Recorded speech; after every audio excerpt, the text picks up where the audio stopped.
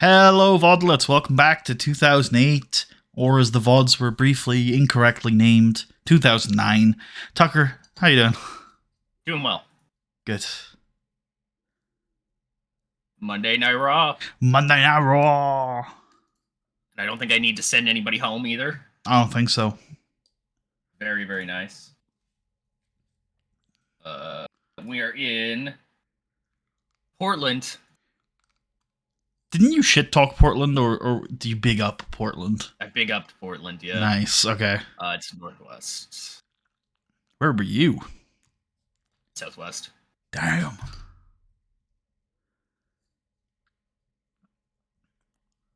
Yep. Nice. Oh, never mind. I thought that was going to be it. This is also interesting. Same, honestly. Matt Hardy angle idea. Paul London is irritated by Mark Henry trying to be friends with him. Very cool. Huh. Nice. Shelton's cool, though. Let's try and influence Mark Henry and Paul London.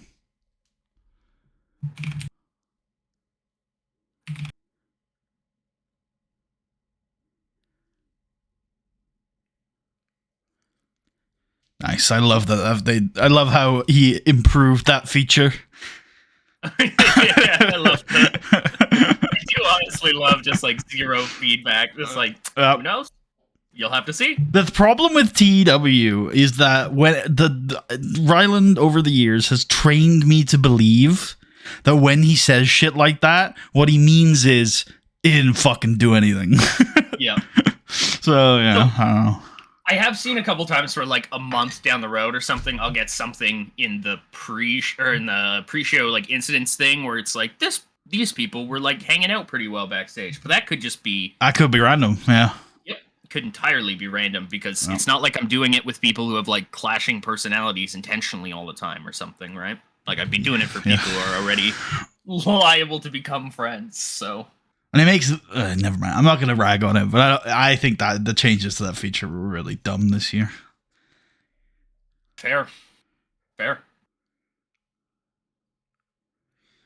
Okay, so are we running the Nintendo Top 10 Challenge or what? I didn't click on the link. Can you TLDR me?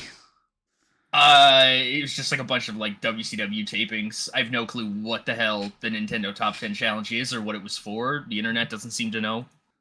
I mean, it's a kind of base name, so if we could come up with a format for it, some sort of 10-man gauntlet, that could be fun. Not tonight. Kind of fun, couldn't it? It could Not be tonight. Now, the Nintendo Top 10 Challenge. Okay, so I'm thinking our WWE title match being made is our main event. Yep. So I'm wondering what to start the show off with. Something that came to mind was, I think Ted DiBiase is due a promo where he roasts Batista. But we did start last week with that angle. Not to say we couldn't start it again, but maybe there are other options. Yeah, Randy Orton and Edge, but I think that's probably... I think the only thing that's happening on the show for that is Teddy Long sitting down with Orton and explaining what's going to happen on Sunday. Well, we still have to do the fight angle, right? What fight angle? Right. That was last week. My bad. Yes. Yeah. I swear there was a point yesterday where we had it set up where at one point the fight would have been tonight or something. Yeah, sure. Find them fighting, you'd be like, nope, fuck this. Yeah. But we pushed that forward to have a big thing happen last show. Yep. Otherwise, I don't see any other SummerSlam matches on this that need to be advanced. I guess maybe Miz and Morrison could cut a promo. You think about them because Morrison's here. We could. I don't know. What do they? John Morrison could talk about how he's an alien. Yeah.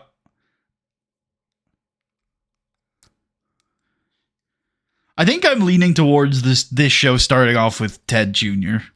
I think he has become the scenery chewing heel of the brand. And yeah, I don't know if you have any specific lines here, but I think Ted Jr. should just like be like, "You're old, you're washed, you lost to Floyd Mayweather. I'm gonna beat you up on Sunday." Yeah, like a rich man makes his money winning. A broke man pretending to be a rich man makes his money losing. And Yeah, I like that. Is. I like that. You're some poor trash trying to LARP as a rich man. Sure. Somebody with real wealth doesn't have to go around flashing it. Okay, yeah. I like it. I've got more gold on my shoulder than you do on your wrist. That's pretty good. That's pretty good. You've been spending more time on a Hollywood couch than in the wrestling ring since you got to Raw. While I've been holding it down. Batista, more like broke Tista, am I right? Hey. And then Batista can come out. Yep. Maybe we do this in 2 parts. Yeah, okay. Yeah, works. Yep.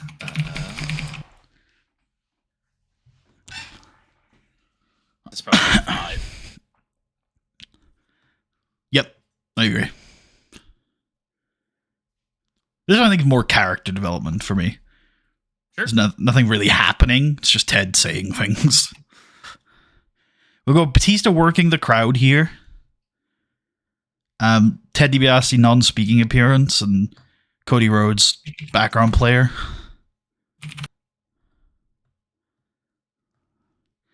Yeah, that's good. And this can go maybe 3 minutes. Batista's gonna walk out in a suit, sunglasses, the usual, and then he's gonna have this big smile on his face, and he's gonna like nod at Ted, and he's gonna spine buster him. Based. So 3rd part. Yep. I'm gonna say Ted DiBiase. Yeah, Batista fighting. I'll explain why later. Cody Rhodes cameo appearance, I guess. The fuck's going on there? I hear it. What is that? Oh, that's my phone. Okay. Sorry. I was like, I hear that. What is that? I thought it was coming from you. I was like, what do you have going on over there? And I was like, oh, that's me. That's you. And then Ted DiBiase, I'm gonna say working the crowd. Yep. So what happens is Batista hits him with a spine buster, and then Cody Rhodes starts beating up, clubbing blows to the back of Batista, who turns his attention on Cody, and they start to brawl as Ted escapes from the ring, and then Batista hits Cody with a Batista bomb, and then gives Ted the thumbs down, and motions at his waist, and then points at the SummerSlam sign. Actually, the US belt's probably left in the ring, so Batista holds it up and then just throws it at DiBiase. Fantastic. 2 on this? Yep. Yeah. Okay. Batista, major victory here. Yep. A belt called America? No, that's a different one, though. Oh. Surely we made a new one. I don't think we did. What's past versus present? It's this one. Hey.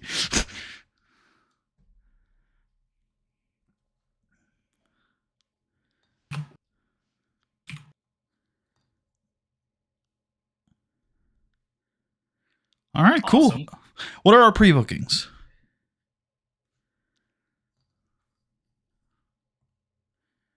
Okay.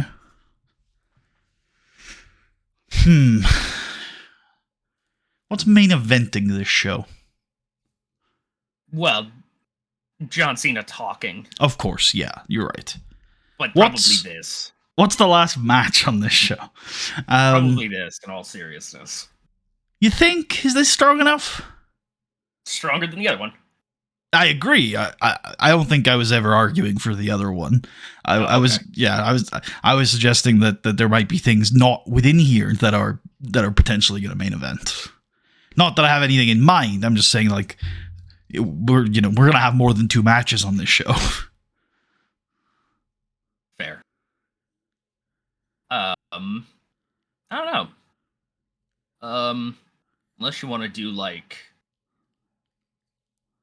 Beth Phoenix and Friend versus Tori Wilson and Melina.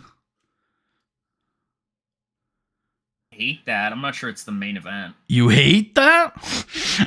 No, I said I don't think I hate that. Oh god, that's a lot of words that got cut out then.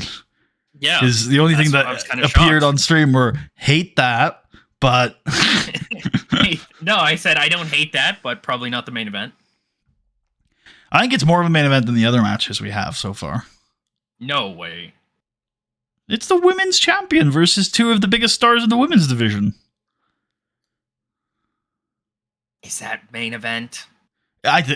Again, it is more of a main event than the other two matches we have. I don't know, man. It's Pillar Shelton versus rando nobody with no titles involved at all and no stakes and consequences. One half of former tag team champions. Young tag team champions. Not the youngest, not the longest, but long-reigning young tag champions. I don't disagree that it could main event. Like I'm definitely, I'm not saying it couldn't possibly main event. I just think, a preview of the World Women's Championship match from Sunday would be higher up on my list. All right. Would you like to pitch something? Fuck.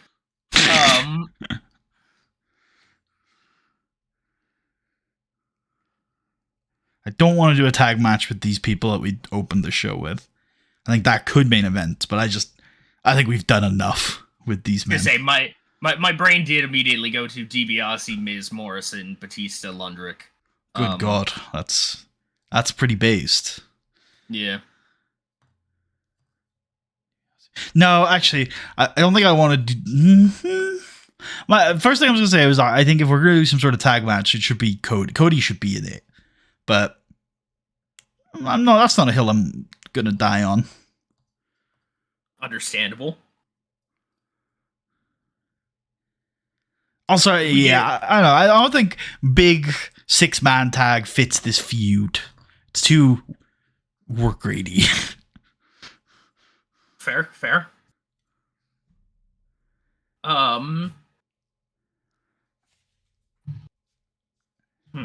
It's also Batista wrestling on a Raw, which doesn't quite feel right. Especially in like a random throwaway 6-man. Well, it could be pretty funny if the 6-man got booked and then Batista just no-showed it. But that might be a little too far for this stage. Might be a little bit, yeah. Even though it's fantastic. It's clear.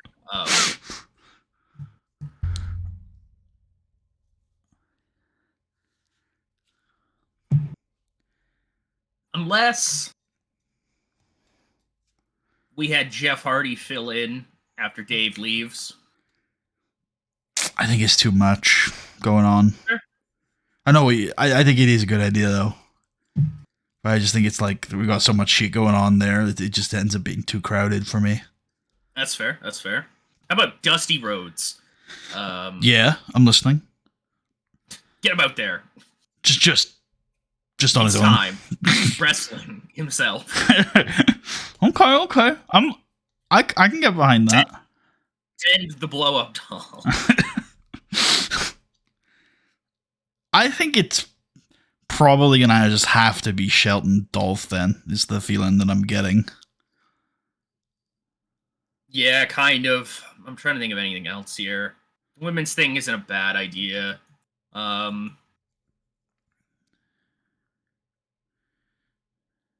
Yeah, I'd probably either go for the Shelton thing or the women. You didn't seem convinced on the women. Not terribly. Which is a shame. Because I do think the three of those women in that match are huge stars. But yeah, if you don't feel it, you don't feel it. I just don't feel the punch from it. What does that mean? It just doesn't it's not like a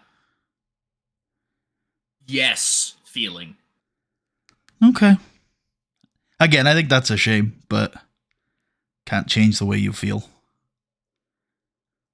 Just gotta build them better, I guess.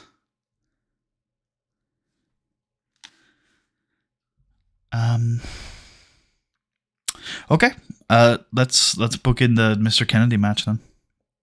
Yeah, let's do it. I'll throw it to you then. Actually, after we book, so let's book this in first. Let's go. Yep. 6. Kennedy wins. Clean, I think. Yeah, fair. I'm thinking afterwards he gets on the mic and demands Amy Weber come and interview him. And she does not show up. I think she does. Oh, okay. I think she is a woman of principle, and he just won a match. So I think, she begrudgingly and clearly with great contempt does, in fact, come down and interview Kennedy. Do we want to do 2 parts on this, or just, like, her I think interviewing him? One is fine, but we don't go interview style. You do what you were originally going to do, and then just change Weber to, like, a non-speaking appearance, maybe.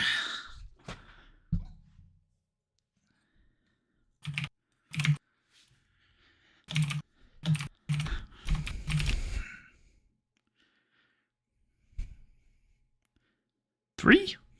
Yeah, I think it's about right. Kennedy regular victory over Weber here.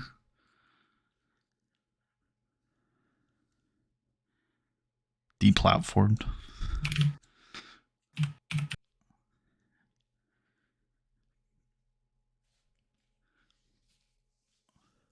This feels like storyline development to me. Yes. Oh, yeah.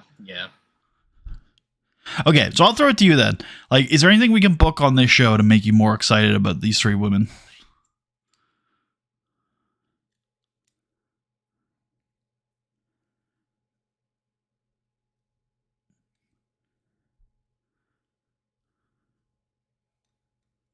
Think here.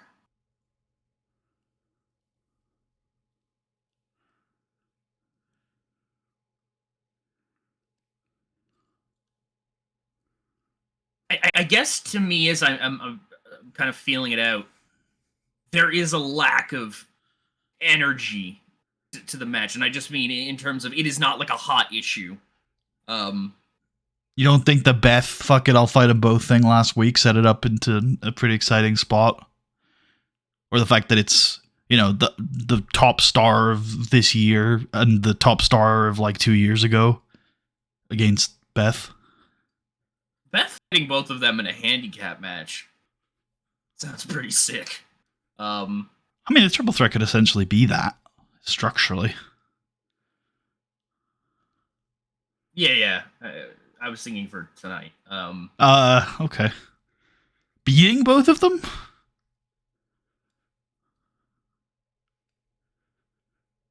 Probably not what I first had in mind, but I'm not against it. Well, no, I mean, that I think would be dumb. Oh, okay, cool. She's gonna fight them and lose.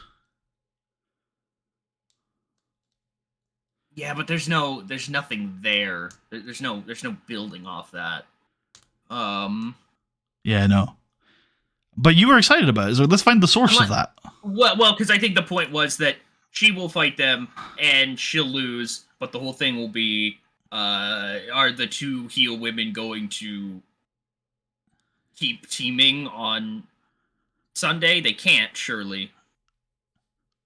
Yeah. Do you not think that it's better to not do that and then just have them actually work together on Sunday? And then for Beth to win? That is probably just better. Yeah, I agree there. Because if you do it like this way, they can't work together. And so it they almost undermines Beth's win. Not undermines it, but it's not as strong as it would be if she actually just fucking beat them both. No. And even then, I was thinking that as I was pitching it, because it's inherently like, Beth is losing this because they're a team. She will only, like, win and retain her title. Spoilers. If Melina and Tori fight each other. Like, you know what I mean? If they were to stay as a united front, she would lose. She would have lost, absolutely. yeah. And I don't think that's what we're trying to say. I mean, there's something there. I don't think it's exciting or builds, but it's definitely content. Like, what I think it would be the case that you'd have to structure the handicap match that they work really well together, and then they get to the point where one of them has to pin, and then you just have to do it so that neither of them want to let the other one pin Beth, even in the handicap match, and then it starts to like devolve, and then you get thrown out, and it's like we just do the same thing on Sunday. Basically, it's like a preview, which is like fine. Like I don't think it's bad, but I just also don't think it does anything. No, I hear you as well. Yeah, we're getting basically the same beat twice over. Yeah, it's like it doesn't. Second time around, where it should be more impactful, it will be less impactful. I don't agree with that. I think it will be fine. I don't think it would undermine the storyline if you did it properly, but it just wouldn't add anything. It'd be filler. It'd be a filler week, which is fine. Right. I'm okay for filler.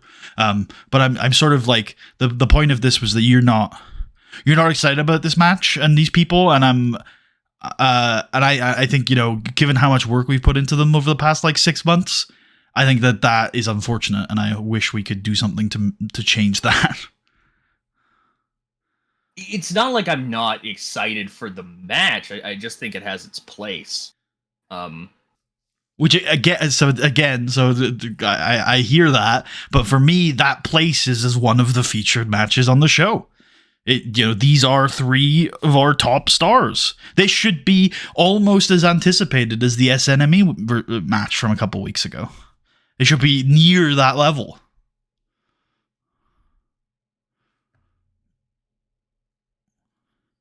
Let me think here. I think individualize it, because there's nothing we can do to change the situation. To me, it's clear that there's just something going. Like you don't think of these three women in the same place that I do. I feel so. Let's take one of them and give them I don't think it'd be Beth, right? Well, you tell me. I think Beth's in. We've done as good as we can with Beth over the last few weeks. I think the last week's segment was good. I agree.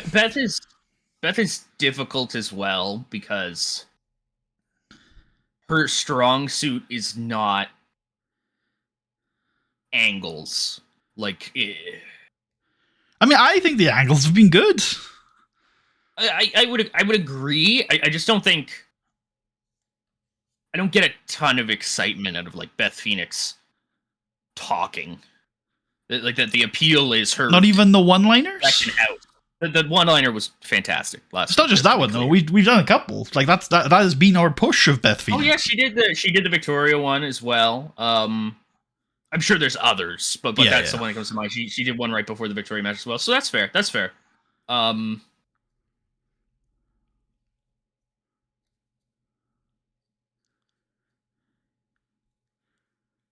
Tori's the glitz and the glamour, not actually a wrestler. Talks her way into positions. And Melina's like the slimy heel. Yeah. Does anything to win. My brain genuinely does come back to, strangely enough, this handicap match idea of like... But even, like, we know the odds. I guess to me, it's like, I feel like maybe I've not stressed the odds enough. Is it the odds? So, would you be super excited about the match if it was Beth Phoenix against the odds? Is that really the angle you're going Phoenix for? Against the odds. Like, to me, it's not really about that. Like, she's already established herself as the super dominant champion. It's the exciting thing about this triple threat is that it is this dominant, exciting champion, best woman in the division right now, versus arguably the best woman of last year. Somebody who had this dominant reign, beat everybody, retired Trish Stratus, basically. That kind of level of woman. And then you've got Tori Wilson, who was like this big like crossover star success story, who's not even a wrestler and still is a former world champion and wrestled Nat Hart at WrestleMania that one year. And there's the iconic images of her in that hardcore match. I'm on scale now with this being a big match. I think the gravity has kind of been sold there to me. Cool.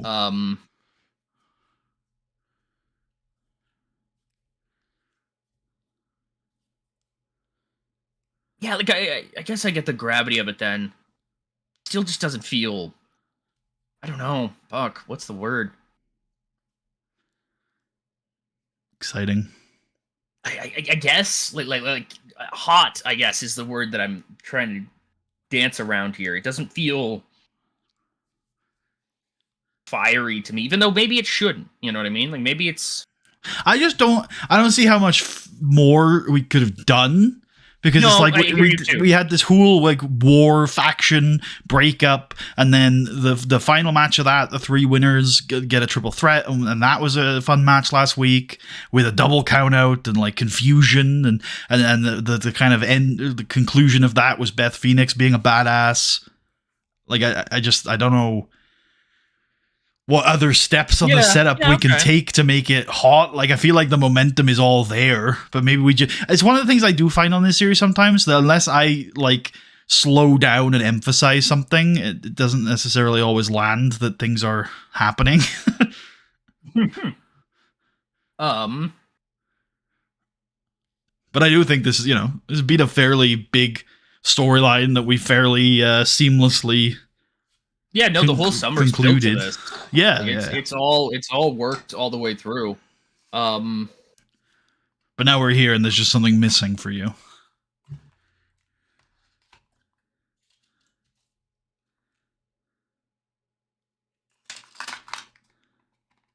Maybe we need a stipulation. I'm trying to think of what I feel, because like I need. I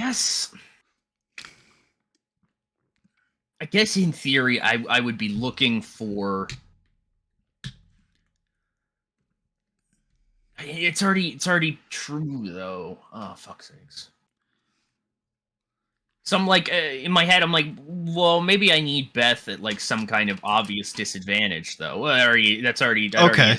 So I mean, it feels like you do keep coming back to this Beth Phoenix against the odds angle. So if that's the angle that excites you, I don't think there's anything wrong with that. I think I just need fire from her. Okay.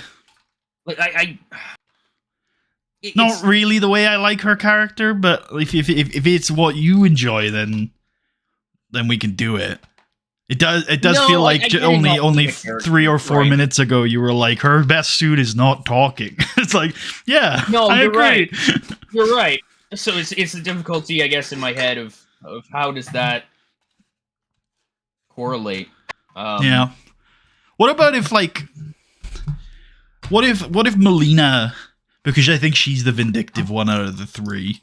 What about if Melina goes to Beth and says that, like, because this will play into your Beth Phoenix against the odds thing, where she stresses that, hey, on Sunday she doesn't care that much about winning the women's title. Like, she's already been women's champion. She has nothing left to prove. But what she really is looking forward to is that with, all three of them in the match, Beth Phoenix has a really good chance of losing the championship. And whether it's Melina or whether it's Tori Wilson, she's just going to be happy as long as Beth Phoenix isn't champion anymore.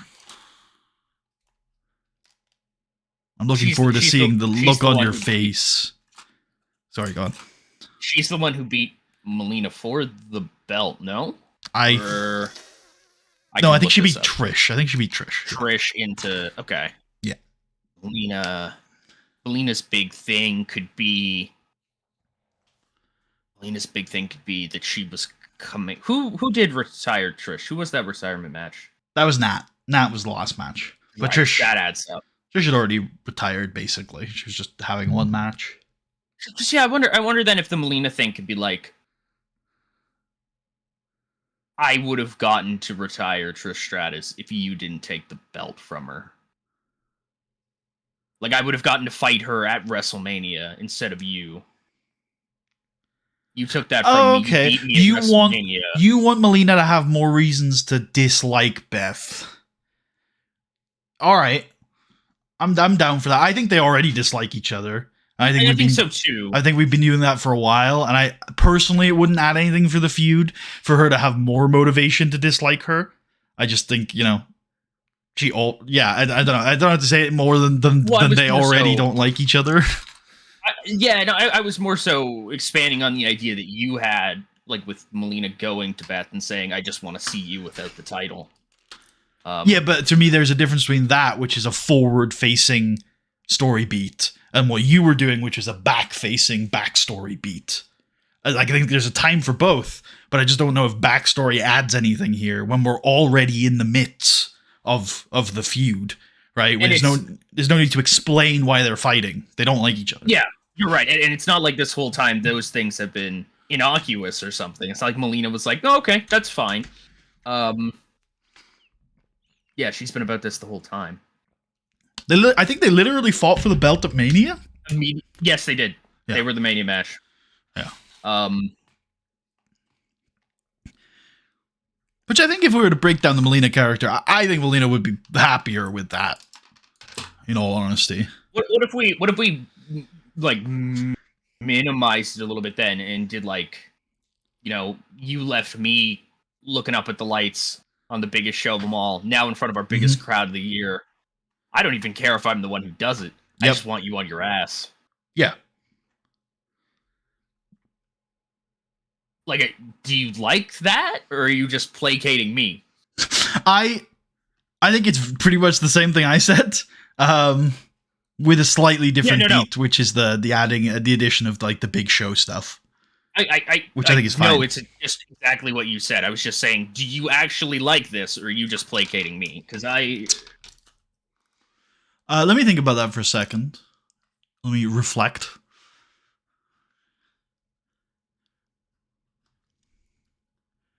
I like the idea that Melina's vindictive and nasty. I like the idea that Melina doesn't really care who wins on Sunday so long as Beth loses the title because she doesn't like her. To be honest, again, to me, I was already kind of sold on this match, so I don't need anything extra. As long as it doesn't undermine, then I'm kind of good with whatever. Yeah, as long as it doesn't damage your enjoyment, I guess, then is the better way for me to say it. As long as this isn't too far out of anything that you had in your brain. No, definitely not. Like I said, I think it's a similar idea to what I had. I am starting to wonder whether or not who the winner is going to be on Sunday, though, in a way that I wasn't before we started booking. Yeah, Melina not being greedy, I feel like, leaves it kind of open. What do you mean? Or, well, like, I mean, not greedy, but, Melina saying she would possibly be okay with Tori winning. Okay, I see what you mean. I think it opens the realm of plausibility for Beth not to just win, like, a little bit more. I see what you mean. I was more thinking about from a booking perspective that if we're at this point, like I was like, maybe we do need a bit of a shake up. Here was why I was saying that. I'm also now interested in just looking back at a few of these reigns. More shake up here, like. Yeah, like someone else winning to shakes up the division because the title changes. See. Yeah, title changes. Yeah. I guess it would be Melina. That is kind of where my mind went as well. I'm like, it would make sense if she told Beth Phoenix to her face that she doesn't care who wins, and then she very much does. And I don't know if that's technically a double cross on Tori. Tori should be smart enough to see that coming, but I also, I want to talk about this a little bit because I definitely the way you talk it, I want to make clear that like when she says she doesn't care who wins, 100% she's still gonna try to fucking win. Oh yeah, of course. She's not gonna help Tori. Yeah. No, but I think that their teamwork could play a lot longer. Yeah, I don't think so. Okay. Because she still wants to win. I feel like the same thing that's going to stop the teamwork in the match if she didn't say it is the same thing that's going to stop because she doesn't actually like This okay, maybe this does undermine the plot point then, because as far as I'm concerned, this whole I don't care who wins, I just want to is basically meaningless. It's just her being like nasty to Beth. Like it doesn't actually mean anything. It's not going to change the dynamics of the match. She's still going to try to win. Yeah, no, I get that. Okay.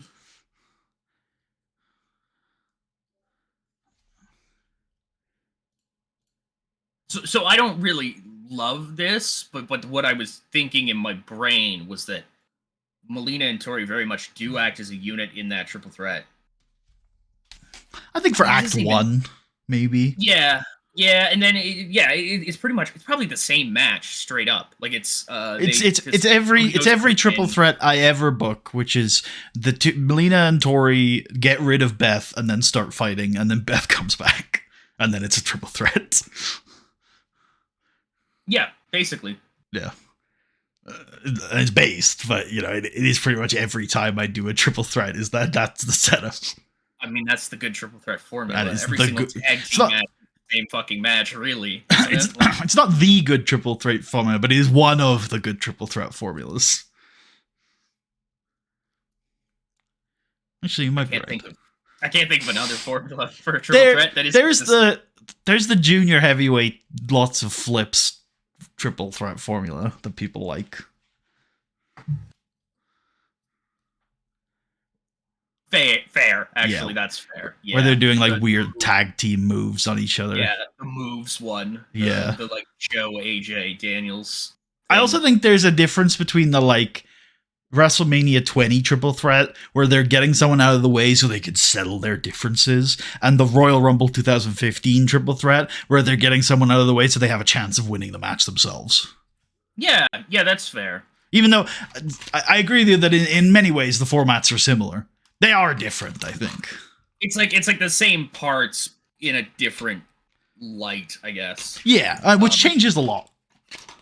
No, it absolutely does. Especially in the back half of the match.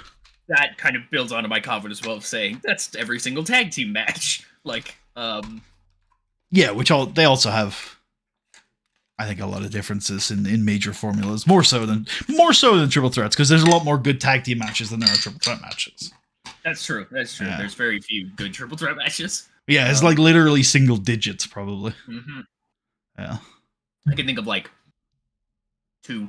I can also think of 2 that I enjoy, and one that other people enjoy. Yeah, there's a TNA triple threat. I think it's like AJ Daniels and Joe, maybe? Yes, the one I literally said earlier, yeah. AJ Daniels Joe, yeah. I'm actually not a huge fan of that match, but I know a lot of people like it. So I don't think it's super memorable, but it's breezy. The WrestleMania 30 triple threat is also pretty good. It's not like all-timer classic or anything, but it's like, it's a great match.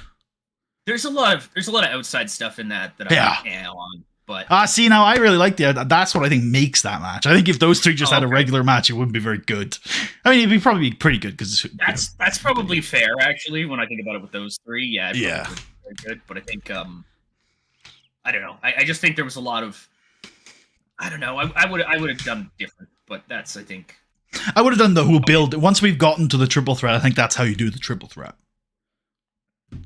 Yes, it absolutely makes sense for them to team up to take out Danielson, and then me and you were the real main event. Fuck that guy. Oh yeah, I guess that was kind of the same formula now that you mention it. It is. It's every triple threat. It's every triple threat. Okay. We've talked around the houses on this one a lot. What do you want to do? Here we go. I'm thinking, I like that Melina angle. I don't really even know if we want to use it. I like it so long as it is viewed in the perspective that I would view it as, which is we are using this, not lying, but like we are using that angle to flesh out Melina's character, basically. That's how I see it. Melina is saying this because she dislikes Beth, and it gets to reaffirm that, yeah, Melina is actually like this nasty piece of work. She's vindictive. She only cares about hurting people. She is an evil character. Yes. And then I would even be down to do the tag team match if you wanted. I was thinking, one of the things I was thinking at the start of this was that I might end up just pitching, let's do the tag team match not as the main, if you're not sold on it as the main, just because I think it's a good match to stick into this show anyway. Not as the main, I'm 1,000% down. Like I never had any questions about that.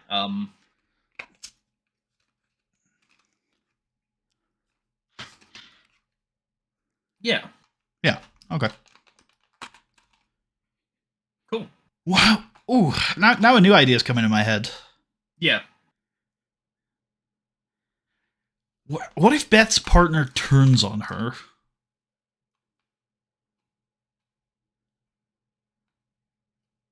Okay. What's the like? The idea is, one, nobody really likes Beth Phoenix because she's That's alone. fair. Nobody does. Yeah. Nobody does. Two. Hey, Beth Phoenix is against the odds. Three, fair. Absolutely. 3, it sets up a post SummerSlam title match. So it could be like Teddy informs Beth that she's fighting her challengers tonight and he's given her a tag team partner. And she's like, I don't want a tag team partner and I don't need a tag team partner. I'll fight them in a handicap match. And Teddy's like, nah, can't let you do that. I'm going to give you a tag team partner. And then the tag team partner turns on her and she was right the whole time. And then Beth's like, I'll remember this. And then after she beats the other two at SummerSlam, she goes and fights this other woman. If we had more weeks, well, I guess we.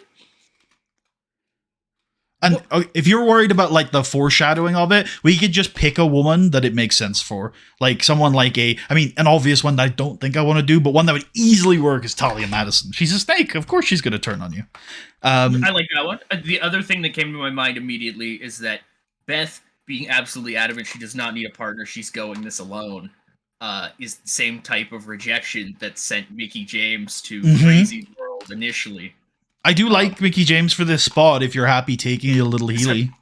Because I was thinking, like, if Beth says no, and then Mickie works really, really hard to win Beth over, the moment Beth is finally like, hey, maybe other people aren't so bad, Mickie James is full on, like, knives out, like, fuck you. Like, you fucking... Yep. Like, I had to fucking, do all this shit to try to prove myself to you, to get you to even look at me. I had done nothing to you. You're so adamant that you could do it on your own. Like, you didn't want me around at all. How do we make this work in a one night set? Because one thing, it's like there needs to be like a I know. I like the image of Mickie James being like basically a chihuahua in this match, being so excited to help and get involved, yes. and that's her tagging herself in and doing stuff. Yep. What if it's not even okay? So I like the idea of it being one night and someone turns on Beth, but actually we could stretch this out a little bit, and the beat tonight instead of that is Mickie does. So they team together, Mickie tags herself in, is really over enthusiastic to help, and then just ends up getting pinned. And then that leaves Mickie like a little resentful. Like that. My other idea would be the faces lose this tag team match, and Beth never tags Mickie in at all. I don't like that because it's Beth losing and she's like God.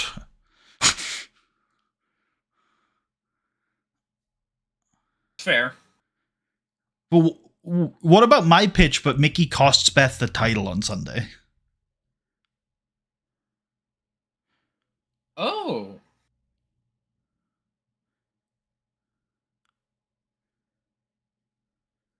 I just don't know how her tagging, how Mickie tagging herself in and then losing the match for them makes Mickie angry. Because Beth didn't help her. She got destroyed. And she'd said earlier in the night that she doesn't even want to team with her.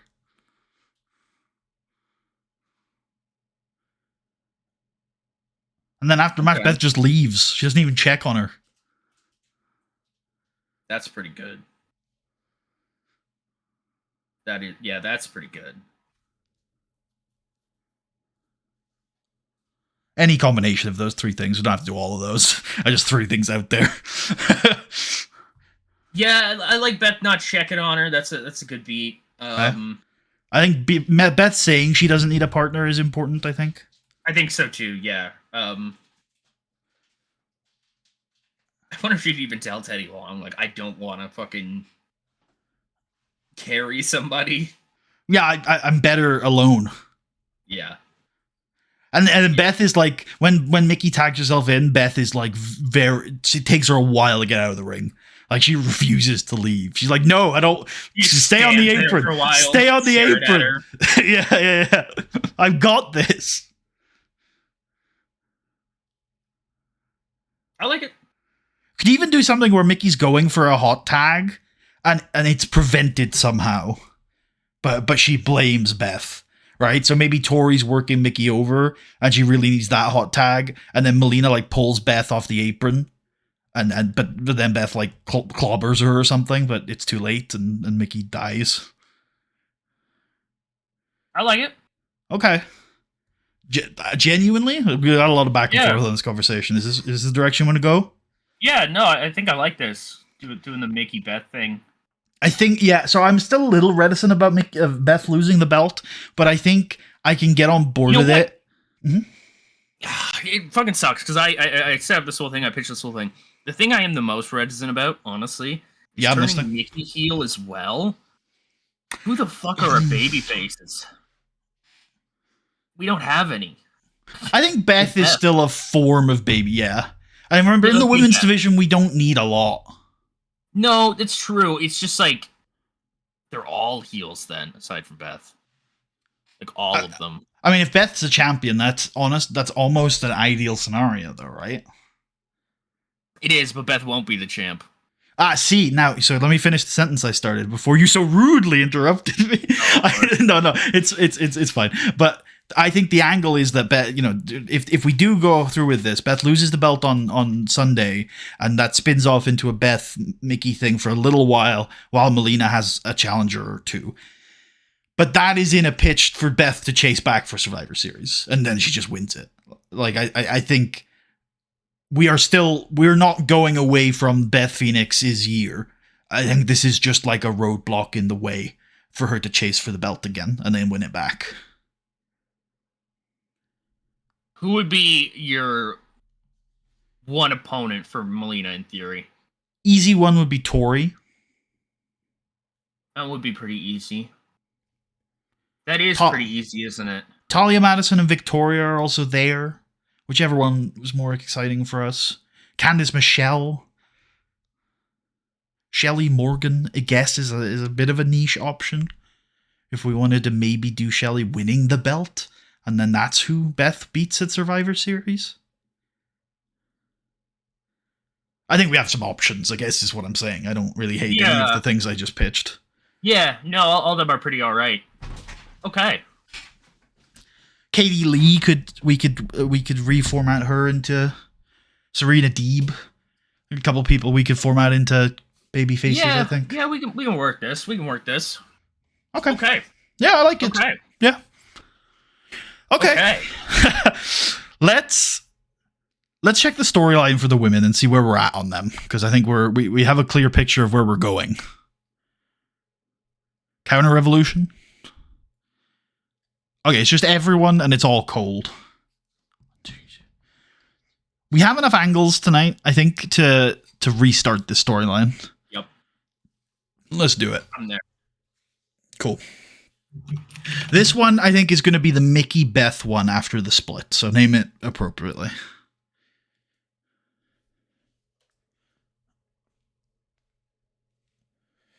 Something about flying solo, lone wolves. Yeah, I was trying to think of something like that. Maybe something about being crazy. Curiosity killing the cat.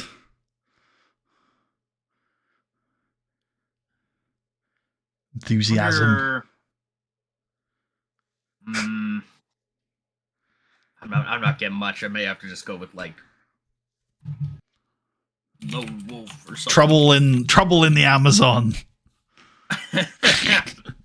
Rumble in the jungle. Burn the trees. Deforestation. No, that one's too. The reason why I said no there is because I see a world in which you'd go with it, and I think it's just one that I'm like groaning at every time I see it.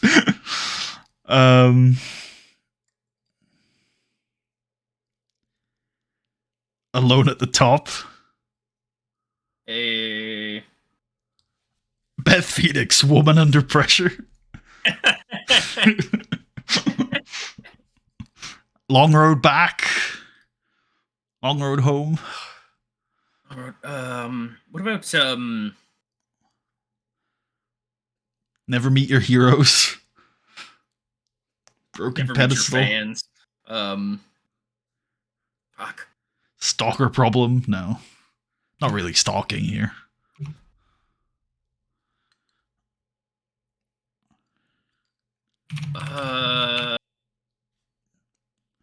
Lonely Mountain? I don't really know what I mean by that, but it sounds cool. Lonely Mountain, that works. I love it.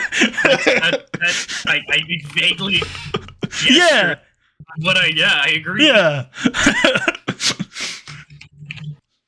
We could put it into words, but we've used enough words. Yeah. Yeah, cool. And then this next angle is Teddy Long telling Beth she's got a tag team match tonight. And Beth being like, I do not need a tag team partner. And Teddy Long's like, Beth, listen to me. I've had too much shit to deal with this week, okay? I've got multiple legal cases, a broken restraining order, and I've got 200 flights to Russia to book. So if you could please just get out there and wrestle. Love it. 3? Yep. Cool.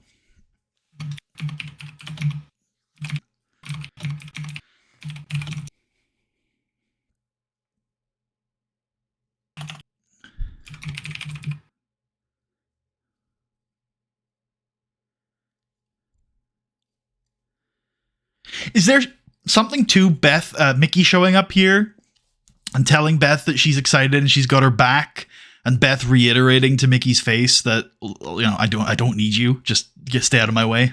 Stay out of my way. Yep. That's fantastic. That's cool. It. All right. Great. You wanted to fucking ignore me so badly. Now I'm in your goddamn way. Yep. Kill me. Kill me.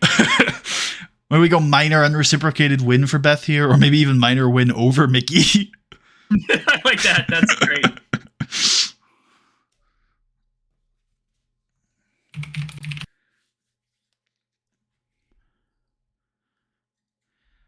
Do we get a Dolph Ziggler passionate interview? Yeah, I love it. Cool. I'm going to main event tonight. I'm going to show Shelton Benjamin what I've got. No, I'm going to show the world what I've got. I'm going to steal the show. Because I'm Dolph Ziggler. Whatever that means. 2, I think. Yep. And let him shoot. Oh, shit. Okay. Yeah. I want to see what you got, kid.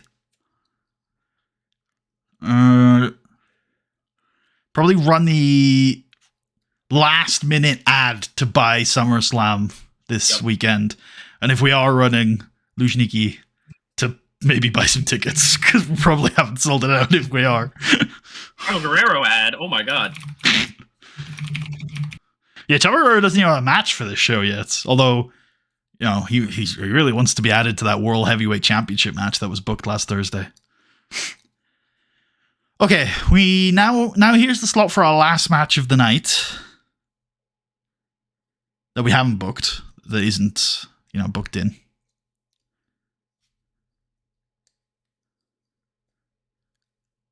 We could do a Lundrick squash. There could be some value in that. I like that if you do. Okay, yeah, sure. Who do you want to get? What about Matt Braddock's and Shane McMahon? No, Yoshitatsu. Yep. Cool. That is secret fifth pillar of heaven, Yoshitatsu. True. Absolutely. Who was the other one we grabbed? Brad Maddox. Yep.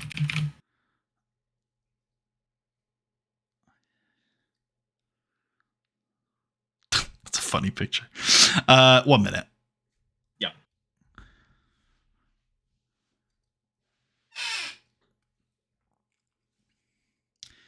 Then Lundrick can cut a promo afterwards on Miz and Morrison. Yep. We'll see you boys in Siberia. Not really. We're not going that far. No. That'd be crazy. Maybe for one of the house shows. Well, we're not going that far. That'd be crazy. I just realized we added another John to our roster, which may have been a mistake. He was Johnny before anyways, man. It's not that big a difference. Should have called him like Danny Morrison or something. Danny Morrison? Joe Morrison. Joe Morrison. Dean Morrison. Stephen Morrison. Are you just naming a bunch of people you know with that last name, or what? No, just putting generic sounding first names in front of it. Yeah. Promo on Miz and Morrison. 2? Yeah.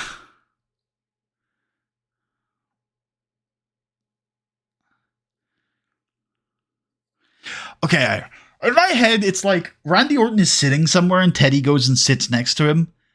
I don't know how much sense that makes. Randy Orton's just sitting. Oh, actually, Randy Orton could be in the back of a police car.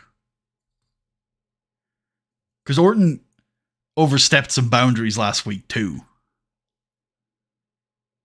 Maybe Orton got arrested. Maybe Teddy Long barred Orton from the arena and Orton was like, fuck it, I'm coming in. And then, I don't know, there's this image of Orton in the back of a police car and then Teddy just sits in the other seat that I kind of like. I like it too. It's almost like oh my god, my other monitor. Okay, we're good. My other monitor went completely black for a second. I was like, oh my god. That happens to me sometimes. Weird. Yeah. I almost wonder if there's another angle here earlier on the night that's Orton arriving despite said thing, and he runs into the police. And then we get this later on where he's in the back of the police car, and then the door opens and Teddy Long sits down. I like it. And Orton can be screaming hey, I'm gonna go in there. That's, yeah, I don't know what he's gonna say exactly, but he's not happy about not being allowed in. Yeah. He went after my daughter, man. Yeah, so maybe a 1 minute earlier on then. Yeah. Where Orton arrives and just meets a cop barricade. Yeah. I'll go to the papers if I have to. Working the crowd, maybe? That was my first Dramatic instinct. Acting? Dramatic acting also, I think, works. I think maybe dramatic acting.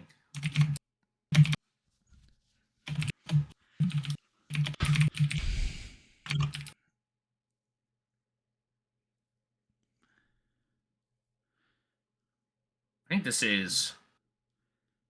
I don't know what this is. Storyline. Serious works. Kind of like serious. Yeah. Okay, so this just goes some point earlier on here. It can even be here. I think we do it after Teddy and Beth, because the commentators can be like, Teddy Long's not joking. Let's take a look at what happened earlier tonight when Randy Orton arrived. Okay, that's perfect. And then here... Yeah. Yep. Speed.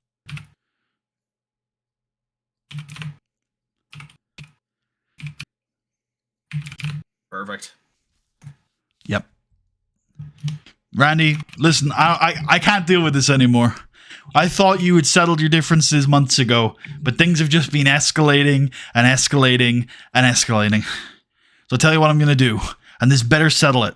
This is going to be the end of it, or so help me, I will fire you both. And I mean it. This Sunday, we're all going to Russia. You're coming with us, and you two are going to get inside the ring at SummerSlam, but I can have no more part of this. This is just between you and Edge. So I'm going to make an unsanctioned match. I don't think that's how that works. What do you mean?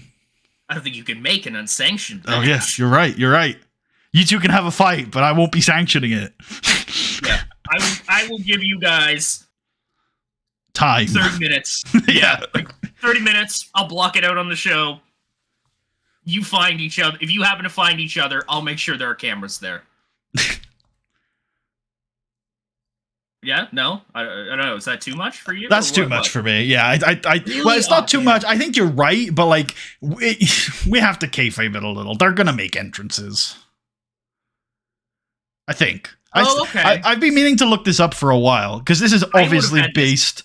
This is obviously based on the Jericho Shawn unsanctioned match from this year. That's probably fair. I'm not thinking about that. Unsanctioned. I should have looked this up ages ago because I cannot remember what the rules were for that. See, I was thinking it would start in a parking lot and work its way to the ring. I think that's a different match.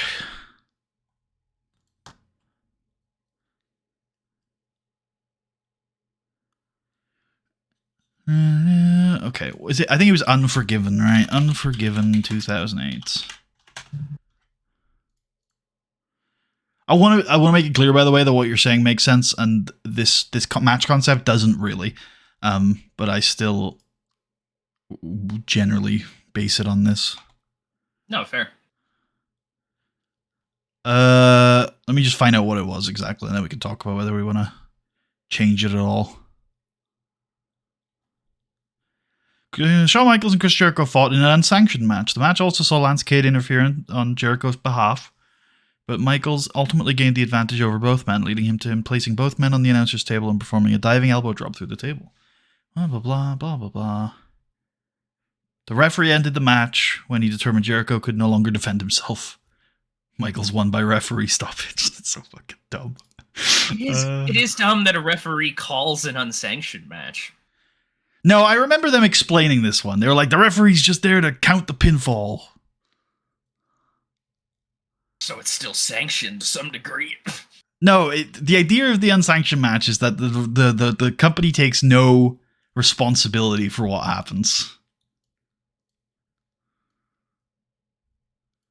Yeah. I think you're thinking of like one of those kind of matches where like the announce team leave and shit, and it's like just completely like it's a dark match essentially that's being broadcast. I am thinking of the lights out, indeed, yes. What is that? That is the AEW branded unsanctioned match It occurs. They do the main event, then the house lights go down, Justin Roberts announces the show is over, and then the fight starts. I see.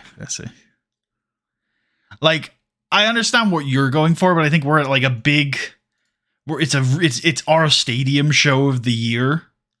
I still think this is mostly like in the ring and around the ring. Yeah, it's fair. But I'm kind of open to shifting a little on this. Like what are you happy with on this? How far will you go towards the kayfabe? Because you obviously, if you had your way completely, if I wasn't even here, you would use, like you said, this would almost be like a narrative thing rather than a match. It would be like, yes, they're maybe it takes place throughout the whole show. They're like looking for each other, and then eventually they find each other. That's pretty fun. But the line that I had about like if you happen to bump into each other, that was all like kind of I don't know what's the word I'm looking for. Not serious, like because they're obviously going to find each other and obviously going to fight. Like it's not an actual question. Yeah. Will they fight? Yeah. I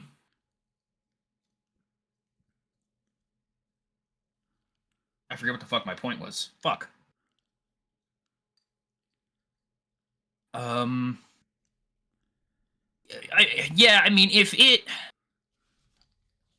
if I was just doing it on my own, if it was like make an unsanctioned match, how would I do that in theory? It would be like very limited production stuff to it, which I guess means it'd be really high production. But yeah, I know what you mean. Would that fit for you on a stadium show though? Probably not. You're right. The moment you mentioned stadium show, like all my stuff with like they'll start in the parking lot and they'll work their way out towards the ring. I was like, oh yeah, right. None of that fucking works because we're not fighting down the fucking Mania ramp. Like, fuck. Yeah. That's where I'm mostly at with it, and I think like it is mostly just a no DQ match by another name, if I'm being completely honest with you. But like, there's some gravitas to unsanctioned I agree. match. I thought about saying that as well. I was like, my other thing would be I would run the match as it is, but I just wouldn't call it this. But I don't want to switch the name. Like, the name works for this. It's the gravity of it, all that kind of stuff. Yeah, and the storyline of like Teddy Long is washing his hands of the match, right? If you kill, we're gonna sign contracts. If you kill each other, then we have no responsibility for that. Which doesn't actually work, but hey, it's kayfabe. We can kayfabe it. It would be even.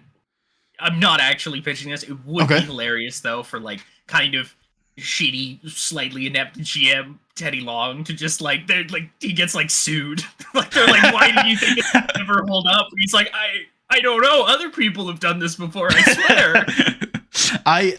That is a good bit, and it would work. And it would work if it wasn't Orton and Edge, because I just don't see either of them doing that. No, neither of them are going to be upset. No. Yeah, they both kind of have their own like thieves' honor to them. Yeah. Edge is just obviously waning lately, but that's because he's been pushed into a corner. Okay, we good with this? Okay, I'm cool with that. Yeah, all right. We're good as we are. Yeah, cool. I guess this is storyline development? Yeah.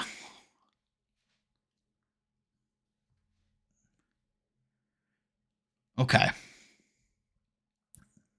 We should do actually, this should have been earlier in the show. We should do a graphic of what's happening in our main event. John Cena, I don't know exactly what we're going to say, but it's basically like John Cena has an announcement to make. Yep. And he wants the whole like locker room to be there or something. Yep. Has a big SummerSlam announcement. Yeah. And then, we can have Steve Austin say, like, oh, it's probably about his opponent. He doesn't have an opponent, Jim. Yep. If you want to do that. If not, that's cool. Yeah, no, that's fine. I guess we'll go hype. I'm thinking back to, like, weirdly enough, the angle that comes to mind is the Edge retirement when he had just a big announcement. And, like, earlier on in the show, Jerry Lawler's just like, heard Edge might retire tonight. That'd be fucking weird, wouldn't it be? And Michael's just like, yeah, man, that'd be real weird. What the fuck, Jerry? Like, what the fuck, brother? But also because we want eyes on it as well. Like, that would be why Lawler would tip the hand like that, I guess, to get more people to take it seriously as something, not just throw away big announcement. It's an actual big announcement. I want two of these graphics, one where you've put it, and then one right at the start of the show after the DiBiase promo, which should probably be renamed because that angle is more than that, but up to you. I think you just put that in before the other parts got added.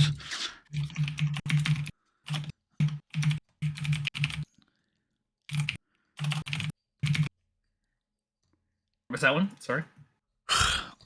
What was it saying? I think you forgot to rename the. Oh, where is this one? Yeah. After the DiBiase promo. Oh, okay. Yeah, perfect. And then this here DiBiase promo. Dave Rex shit. Please call him Batista. His work name. Oh, fair. Thank you. Yeah.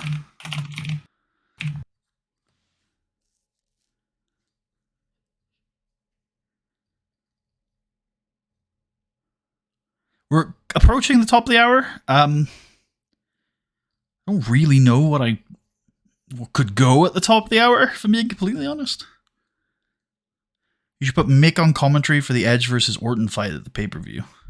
That's not a bad idea. I like that. Maybe Mick Foley and Joey Styles. I like that a lot because hold on, let me make sure we. Oh yeah, we brought Mick back. Yeah, sorry, I was thinking he was gone for a while. I was like, is that recent? We brought him back and then we took him off comms pretty quickly. Yes. I like that though, because Foley, aside from Batista, every single one of these guys of like our not of our pillars, I guess per se, because Edge isn't in that conversation, but of this kind of next generation of stars or so, Foley has made all of them. Like, he is the one who has taken these guys from being like upper mid card position to main event. I would say that's only Edge. I think Orton too. Nah, I think I would point to Benoit, Hogan, or Triple H as the ones for Orton.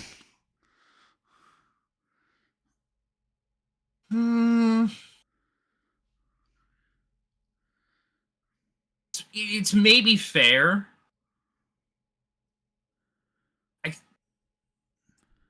I guess it's tough because am I talking in the real world or not? But I was talking in the save.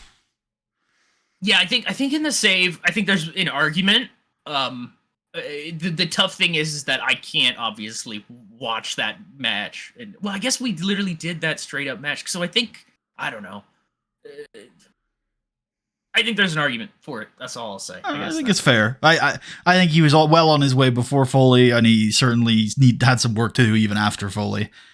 So yeah. I think it depends on what you mean by main event. If you mean like top title guy, I think it's Benoit. If you mean like top guy, like top star, then I think it's that Hogan SummerSlam win.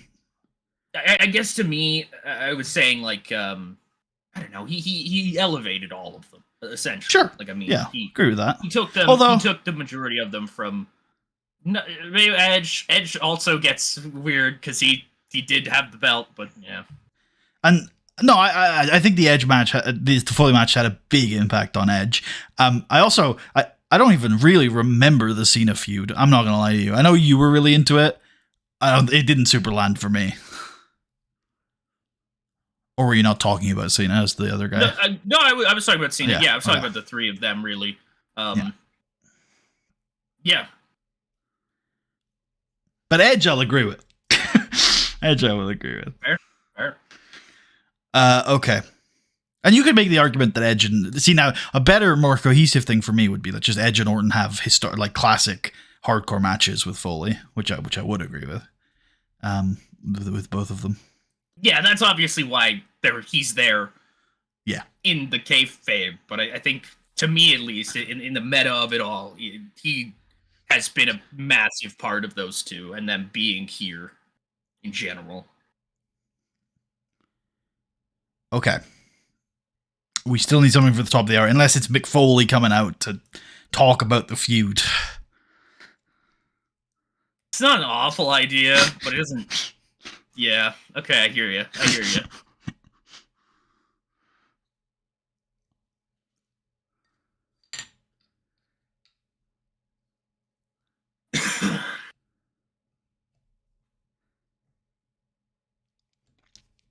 What if, you know what? I'm throwing this fucking out there. All right, I'm listening. Hardy's interview where Matt Hardy says, you know what? Jeff didn't get it done against Ted DiBiase. That's okay. Because, you know, the Hardy Boys, we're going to be tag team champions again. You know, we're locked in for those belts. The Lundrick Eminem thing, we're going to be watching real attentively.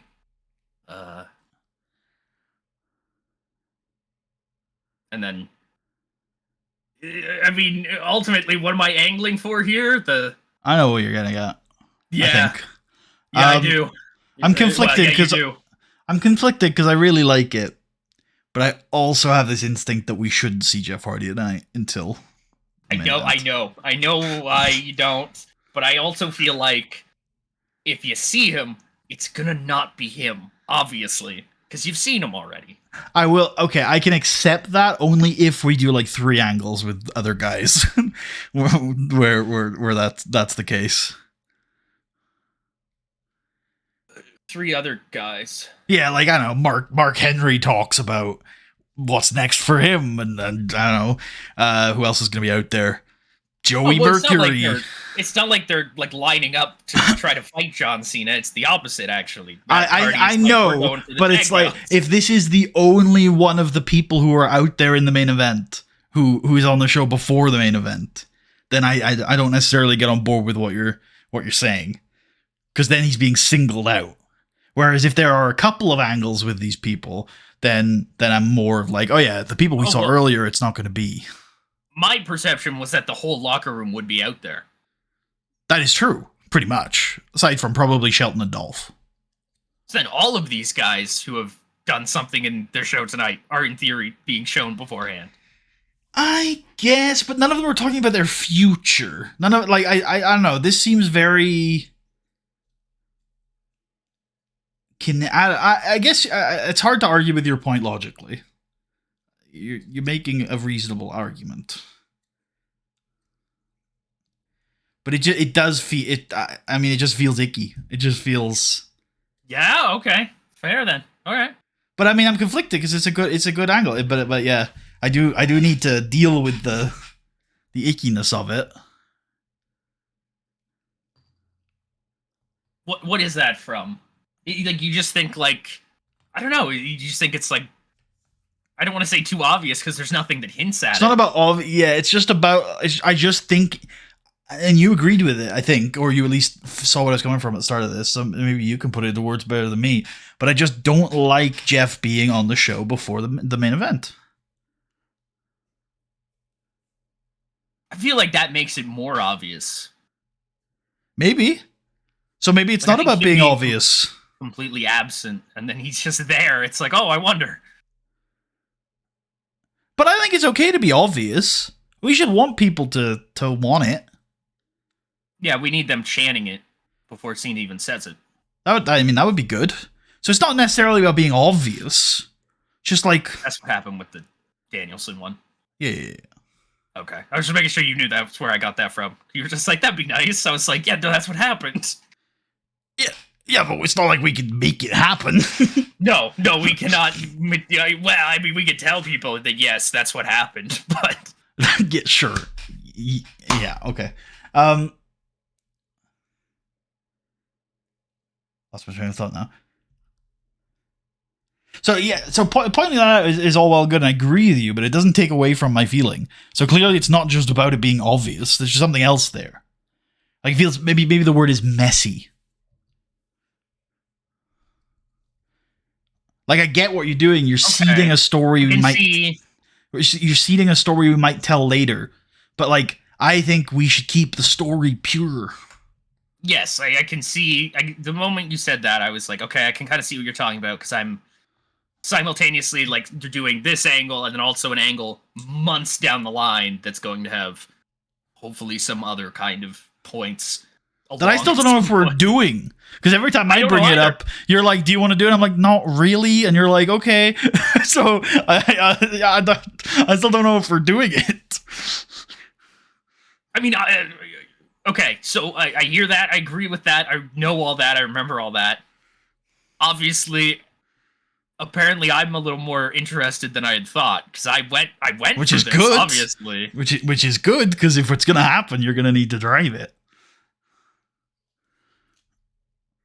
But does it require you to seed it here for you to do it? I guess not, because ultimately I'm thinking a couple months along. Like, this is August, where in my head I'm like, oh, this is like November. Yeah, that timeline adds up. Although November's not that far away. No, it's not. It's not. No. I do, like I said from the start, I do like this angle, and I see it adding to that if we do it. But so there's my conflict. I do like it. I think it'll add to it if we do it. I think actually this show would be the best time to do that angle. I think it will hit worse if we do it later. However, I think the story we're currently telling is better if we don't do it. And I admit that that's not a particularly logical position, but like, I think sometimes you can get a little too complicated. Oh yeah, no, I'm the king of that, and I fuck Yeah. myself up all the time trying to do that because I'm not very good at handling that stuff, but I love trying to do it. Yeah, I mean, I'm the same. I mean, if you just like, there's a lot of my storylines that are really fucking dumb and complex and shit like that. You know, I think it's just the way some people's minds work. Is you think just more layers just makes everything better. I mean, yeah, the similar thing with like surprise, right? Everyone like Russo is the king of this, but like every writer does this. They're like, if the audience are surprised, it's good. Well, not if it's a stupid surprise, Yeah. right? Yeah. So, yeah. My to come back to it, my instinct would be to not do this. So I accept that. That's fine. Yeah. What's top of the hour? Okay. Yeah. No, I accept that. Mick Foley coming out and talking about the Edge Randy Orton feud. That was my pitch. I don't think it's that stupid, so I'll say it again. Not that bad, unfortunately. It could also be the women's match. Oh, it could also be the women's match. Yeah. Revolutionary for Raw.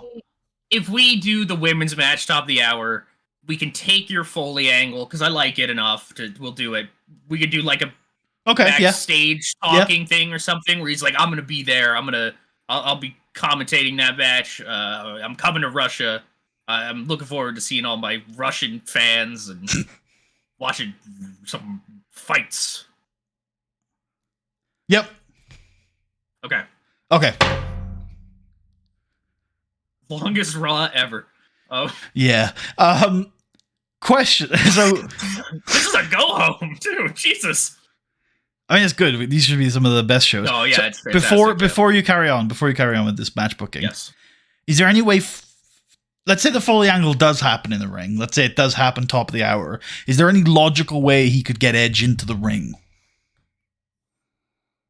Get Edge into the ring? Yeah. Is Edge here? He could. I guess I'm asking, can he be? I think that's a tough sell with the police stuff outside. I agree. Unless Edge is in like a. Edge did it again. He's wearing the police outfit again. No, I was thinking Edge is in some sort of holding cell inside the arena, and that's why Orton's being kept out of the. Like they tried Orton in the show and Edge out of the show, so this week they're trying Edge is in the show and Orton's being kept out of the show.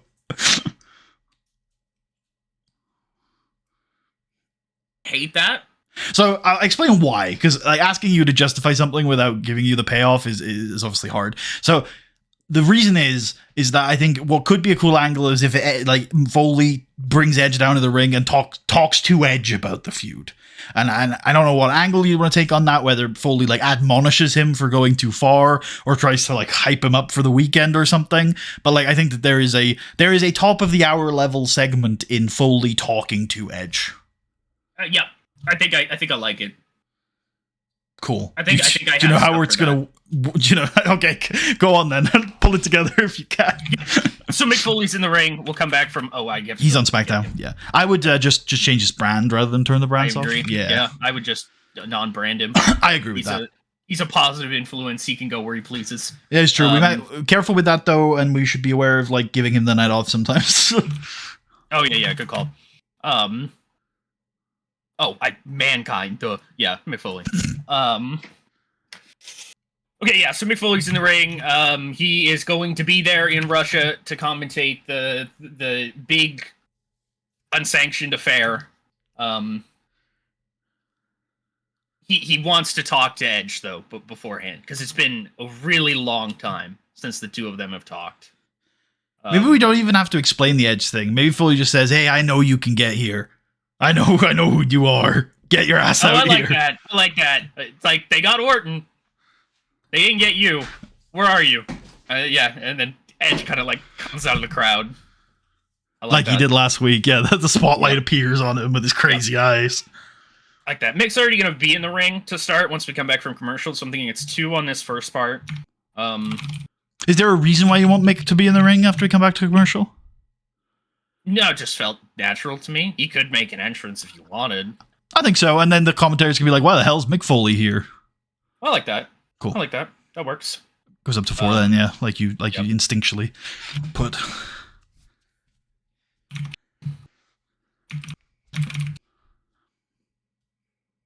All right. So what this is going to be, it's going to be what Mick Foley does best, and that's warning people not to do the same shit he did. Edge can be, I don't even know, or maybe non-speaking. Yeah, I guess non-speaking. I think Edge is gonna. If I know the rough direction where you're going here, I think Edge's facial expressions are gonna play a big part in this angle. Okay. So I might go dramatic acting. I was thinking the same kind of, but it's always hard to figure out. I get you. What is the level of dramatic acting? Because in theory, everybody does that all the time. That's wrestling. Also, dramatic acting, the type that I pitched, it is non-speaking. So I guess there's just, I think of dramatic acting like adding an aspect of drama. You know what I mean? Like having that sort of. I think the dramatic part is quite a part of that. Yeah. Like it has to be something with some stakes or with some oomph to it, I guess. Well, you've got to show off your acting chops, where you've got to. Yeah. Anyway, proceed. Well, yeah, Mick Foley essentially tells Edge, like, he's seen what shit he's been up to. Are you proud of that? You proud of threatening another man's daughter? Fucking freak. Yeah, Mick Foley can essentially say, I remember, a decade ago being thrown off of a Hell in a Cell, getting numerous chair shots over my head over and over and over again. And my kids were there for that. And they've seen that. And I've fucked them up in a way that I can't ever really fix. And now you have leveled that threat at somebody else. Specifically the threat that his family is going to see some terrible shit. I know you. I know you are a sick son of a bitch, just like I am. I know, deep down though, just like I am, you're not that bad a guy. Not to do that. All I'm telling you is don't let this consume you. Don't let it take your damn career away like it did to me. It's going to be high emotion there on Sunday. It's going to be high emotion there on Sunday.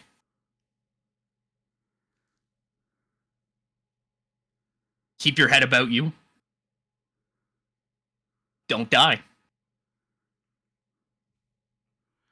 I like that. I like that last line. What if Foley turned some of Edge's recent rhetoric against him? What if Edge at some point says, "You don't know what I've been through," and then Foley just goes off on him? He's like, "You don't know I don't know what you've been through? You're threatening a man's family because he took away the WWE Championship from you. Do you know how many times I've been screwed out of the WWE Championship? How many times I've had to claw my way back to the top?" I also you don't know what I've been through, and Mick Foley's like, fuck you. You're both fucking walking in my shoes. You're both walking the path I walked. I did this. I did this to both of you. You lost a year of your career twice. Boo-hoo. I can't even get up some mornings because of the way my back hurts. I can't even walk straight. I can't even hear. They debated cutting my entrance so they didn't have to fucking see me stumble out to the ring. Do you know what that feels? I can't even walk to the fucking ring without them considering maybe it'll be too much of a downer if we see Mick Foley walking around, because that's, oh geez. And then, so I like all that. And then the last suggestion that I'm okay with you not going with, I'm not even sure if I like it. Depending on where we're going with Edge. I know. I thought about it too, but I don't think so.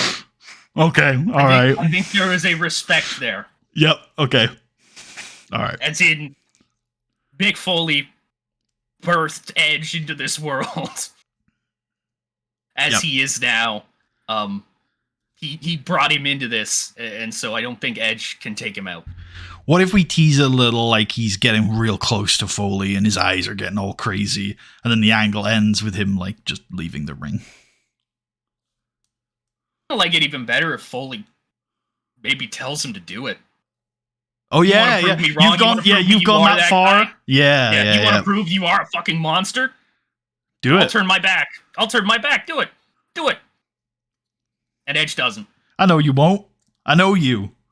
And Edge instead kind of just slips out of the bottom of the ring, stares at Foley, leaves to the crowd.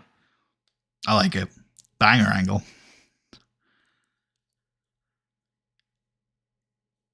I think that's probably 5. Yeah, I think so. Yeah, that sounds like a good number. This is storyline development, I think. Yep. Let's get Orton off screen in one of these parts. I don't think he's... Yeah, good call. Yeah. Cool. And that's all built out of, I swear at some point, maybe a year ago or so, you had Mick Foley talk to Edge at some point. I don't exactly remember the content of it, but I remember it being cool that Mick Foley, I don't know, approached him, talked to him, had some kind of... Heart-to-heart? Yeah, something like that. To some degree where I was like, Mick Foley is a guy who can talk to Edge. He might be the only guy who can at this point. I like it. And it's only because he gets it to some degree. As I said, Mick Foley birthed Edge into this painful fucking world. He made him what he is. Yeah. So there's a level of reverence there. And then we have women wrestle. That we do. The women then wrestle. Cool. I'm glad we got to that segment. That was a good ass segment. Yeah, no, I like that a lot. That was great. Early warning, I don't think we're doing SmackDown today. I hope that's okay with you. Fair. Okay. That's fair with me. Yeah, no, that's fine. I was aware of it. I literally just checked the clock and I was like, I would be down to keep going, but yeah, that's fair. I'm usually a time guy, but I also think we've put a lot of energy into this show. And it's completely fine. I think it was worth it, but I'm a little tapped. And for Tori and Melina, that's who it is. Yeah, no, that's fair. If you're tapped, that's fine with me. Cool. No rush anyway. You know, we've had a great build to SummerSlam. Let's make sure it finishes right. No, I agree. Okay, so this was like Tori, I think, beating Mickey. Length on this. 7 comes to mind. Yep. That's where I was too. Cool. I think we want to protect Beth. I agree.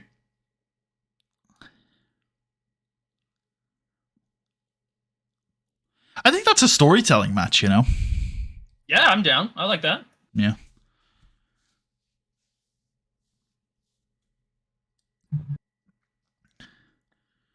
Do we do a 1 minute angle afterwards where the commentators say like, oh, Mickey looks hurt, and then Beth is like walking off?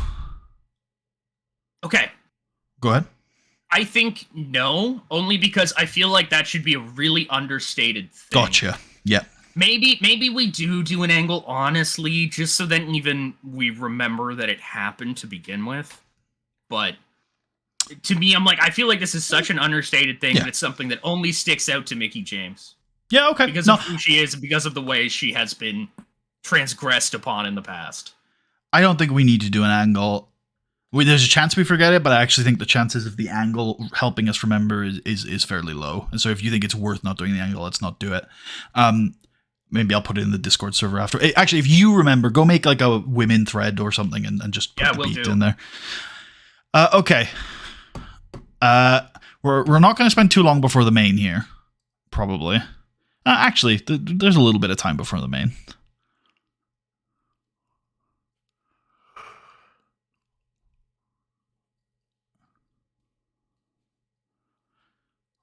Charlie Haas is one where, again, I think it's interesting because Charlie Haas would have been one of my examples for someone who probably shouldn't show up till the main. But I'm on board with that. Yeah, I don't know how much of a impact he's going to have on the main, to be completely honest. But it's just instinctually. Yep. No, I think he's in that conversation. Yeah, I agree. Joey Mercury it's interestingly another one for me. That's cool. Yep. I'm wondering whether we should get Marcus Corvon on screen. Obviously, we know what he's doing soon, but haven't seen him for like a month. So you settle in to watch the main event. Corvon? Yeah. Sure. The way you said that as well made me think of him like sitting in a very comfortable chair. Yeah. Settles down. The alpha chair. Settles Dwan, man. The alpha chair? Alright. Alright, What's wrong with the alpha chair? Nothing's wrong. It's in the alpha cave. There. The alpha cave? Alright. Alright. That's fantastic. Tries to work in the alpha mobile.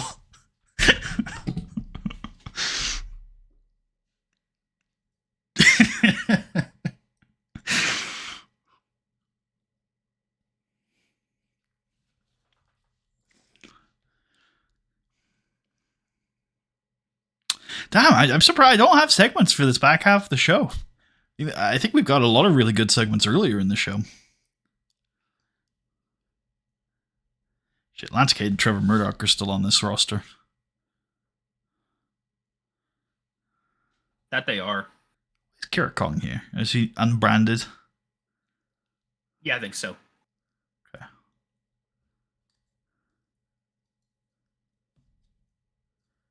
That's probably why she's irritated.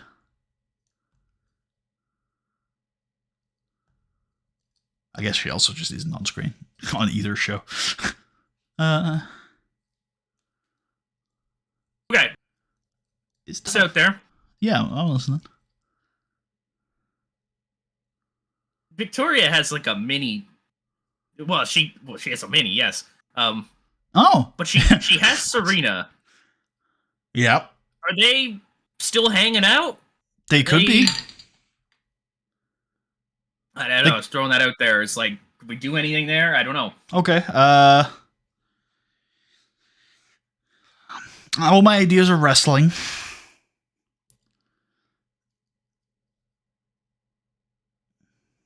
Are they going to remain together for the foreseeable future? I don't have an opinion on that. Fuck. Okay. Sorry. I think it would be cool, but I also think Serena being on her own would also be fine. Yeah, Serena being available would be keen. Oh, well, good for you.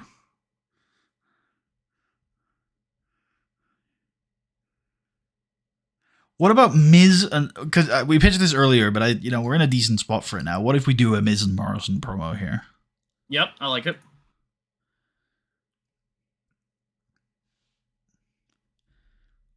I had a vision, Mike, that we were ascending towards championship gold, and our vessel that will take us there is the Starship Pain. Yeah, the universe spoke to me, man, and like, I look good in gold. I don't know. Yeah. It told me I look really good with a belt.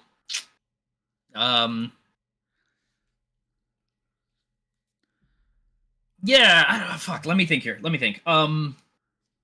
Sure. John Morrison. So I guess I'll explain a little bit about what in my head promo content for John Morrison looks like in the future. Sure. He's simultaneously like some kind of like shamanic guru character. Okay. He also maybe legitimately, maybe not, thinks he's an alien or something. He also maybe believes himself to be like a reincarnation of what's the word? Or I guess not reincarnation, but he is a concentration of energy from the stars. For he is a star, he was manifested from the energy of stars. I see. Does he believe all humans were that? No, this is him. This is a him thing. Nobody else is like this. Nobody else gets it. Okay. I would nix the alien thing. My big angle for that was at some point I was gonna have him do like a promo battle with somebody, and he would say a line like that, and the only bit from that was just gonna be somebody would react and be like, "Wait, this guy doesn't actually think he's a fucking alien, right? Are we serious right now? I can't tell if we're serious right now," and that's just how I'd leave it. Are we serious? I don't know. I think you can get that same bit out of the concept that he thinks he was born from a star.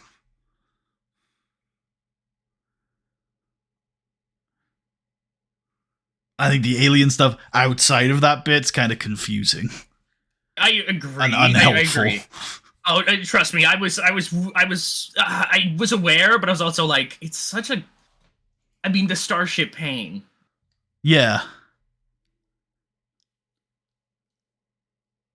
That's like the light thing, John right? Morrison is such a he's such a fucking crazy fucking thing. So not important. Okay. But I do think I know what John Morrison saw, at least. I know what it is he saw out in the desert. It's not it doesn't help here at all. But it's all tied together in my head. I know what's happening. Okay. I think we could just settle in this promo being like, I've fucking seen it. I've seen us with the titles. So the Starship Pain isn't a metaphor. Well, it is and isn't. Okay. Would you care to elaborate? So, I believe what John Morrison would have seen was probably a meteor shower. Okay. And he was probably on something as well at the time. I think he'd have to be.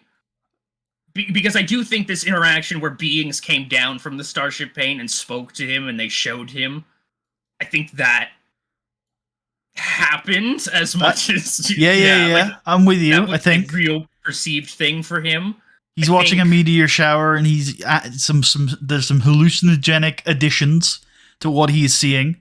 I'm on board with this. The Starship Pain comes down and the people they talk to. Hold right there. The Starship Pain is the meteors. It would be, yes.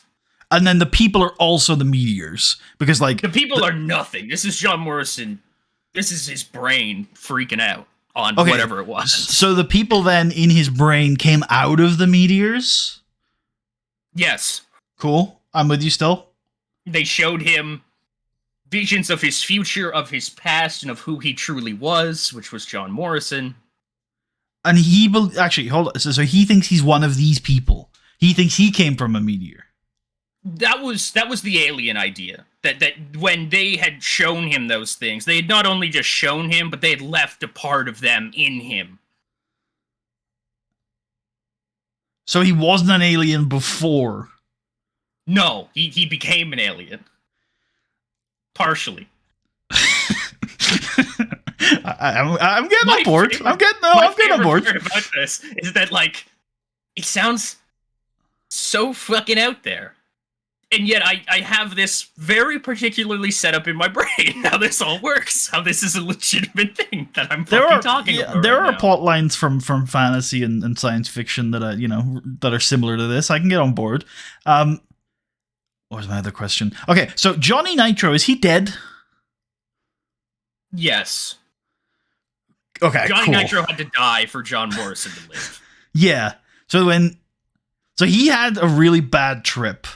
Really bad. Yeah, he's given an ego death. If you want me to remove, if you want me to remove all of the extra shit for this, John Morrison went out to the desert, took a fuck ton of drugs, had an ego death, the most insane one ever, had some kind of tripped out vision experience, and came away with it knowing that he was finally who he was supposed to be. Some sort of human Starman hybrid. Yeah, he's fucking indefinable, man. Because he's not a human. He's not an alien. He's not a planet. He's all of those things. I will avoid. So you remember at the start when I was listening to your three pillars here, and I was like, maybe nix the alien thing.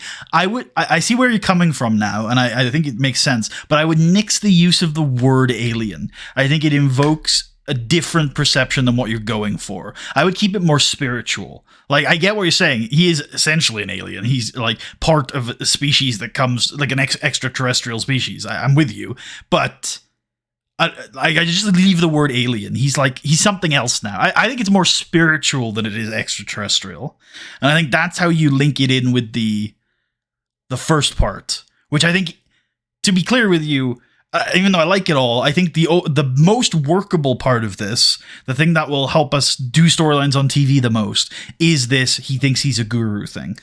I think that you could tie it all together and say that, he thinks he's a guru because he's enlightened, because he's part Starman. But I think that's a spiritual thing. It's not necessarily that like people need to travel to outer space or anything. It's more that they need to like connect with the energy of the world. Be more in tune with the light that's all around you. Yeah. Yes. Okay. I think we're on the same page on this. Now, how do we... What a fucking creation. Yeah, it's good. No, I like it. It's workable for sure.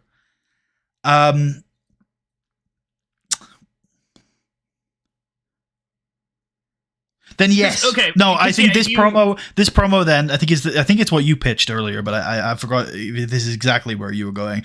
And it's going to be Morrison saying that he was shown a vision of him winning the well, I liked your line. He was shown a vision. I look great in gold, and this Sunday we will fulfill a part of our destiny. Yeah. Cool. And I guess to let the people in at home a little bit more as well. This whole thing, I've said this to Putty before, very much the vibe of maybe not exactly like child actor, even though I think a lot of them do kind of tend up being this way, unfortunately. But the idea of being like a Hollywood person who maybe not necessarily is like a fake, not exactly self-help, but like, I don't know. Man, who's a guy I'm thinking of? He is essentially a celebrity who has taken a bunch of drugs and thinks he's in touch with the universe. Yep. Like Russell Brand. But without all the fucked up shit. That's who I was thinking of, but I didn't want to go there. I understand. Because he's legitimately predatory. And I don't... Yeah, that was not exactly the vibe I wanted. I get you. He at least does believe 10 years ago, Russell Brand. Yes. That's the vibe you're going for. Believes the things he's saying. He's not just peddling... I mean, he's peddling bullshit, but he does not believe he's peddling bullshit. He has found this inner peace within himself. Yeah. And I don't know so much whether he thinks other people can attain this, because that's running close to a little bit of another angle that we're doing at some point here, and we talked about a lot recently, where I'm like, I don't want to get into there at all. I don't want to get in that lane at all. I don't know exactly what you're talking about, but one thing that came to mind during this conversation is that I think it might be cool if he takes Miz out to the desert at some point, but we can talk more about that later, about what that might look like. I guess my point was being, I don't think John Morrison believes this is a gift he can pass on to other people. He can try to enlighten them. He can try to... He's like Jesus. Nobody else can be Jesus, but they could follow in his footsteps. There's a thing here that's coming out. I don't want to quite get that same... I don't want to quite do that. Now I understand. So it's something he cannot open to other people. However, he can... It's fine. That's on the other brand. We can do 2 Jesus angles. That's fair. The two faces of Jesus. Do you like Starman Jesus, or do you like wrathful Jesus? Wrathful Jesus. Okay. Very Christmassy. Very Christmassy. Huzzah! Huzzah! Cool. Here's a Morrison promo. I like how that's how we spent so long on this just to write those 4 words. I knew a long time ago we had this jingle down. I was just I think this is character development to me, bro. That's fair. Oh, okay. John Morrison. If we're happy for the main to go like 12 minutes, we could book it in here. More than happy. Yeah, that seems like a good length to me as well. Shelton's Steal winning the this show. as well. Shelton is winning this. You want to do this? I think so. Yeah, I'm down. Wait, what's the cap on that? It's 15, right? Or 20 maybe.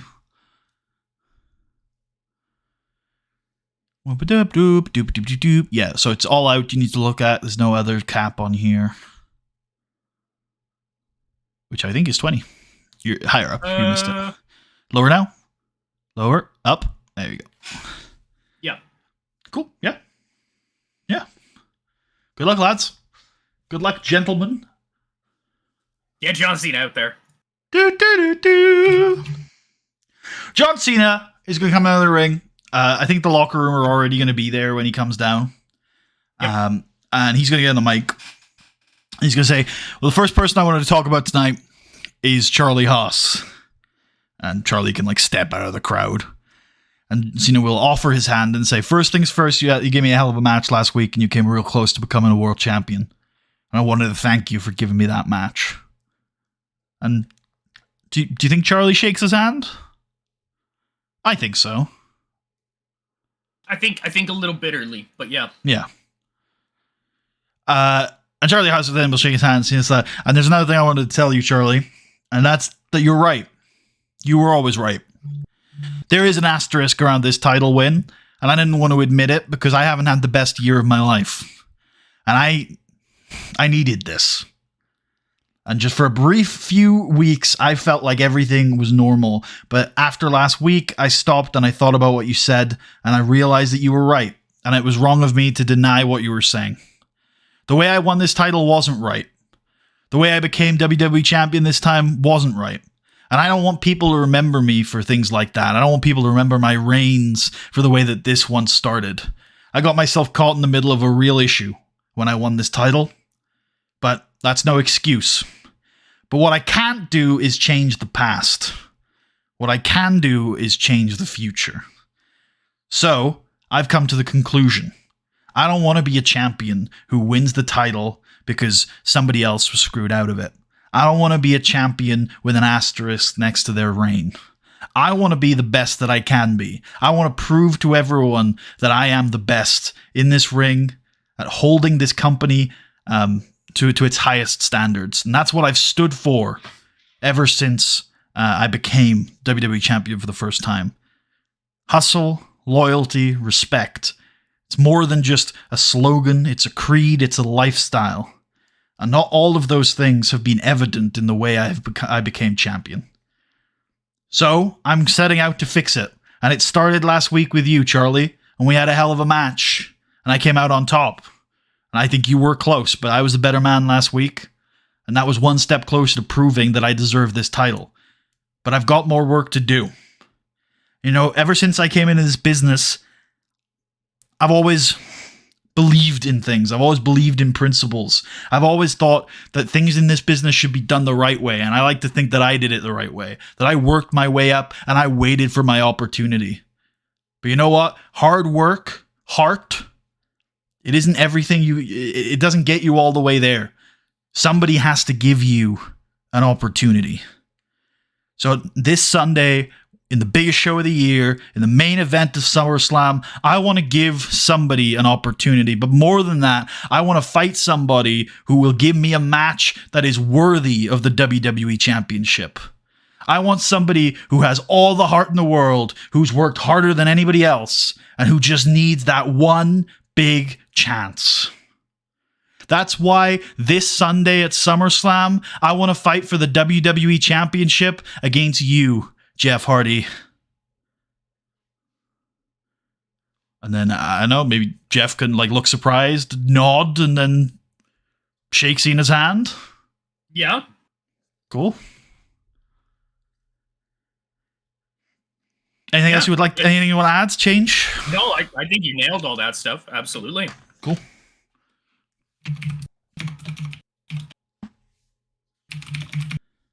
I think we're splitting this up for a lot of reasons. Yeah. Yep. So I think Just- we're gonna take this out now. Yeah. I would do the first half being this. So first of all, how extensive are we being here? Are we putting everyone here, or are we just going to focus on these three guys? We're just gonna focus on the main people, just accept that everybody else is out there. Okay, we're going to go 2 minutes. John Cena work the crowd for the first section. Okay.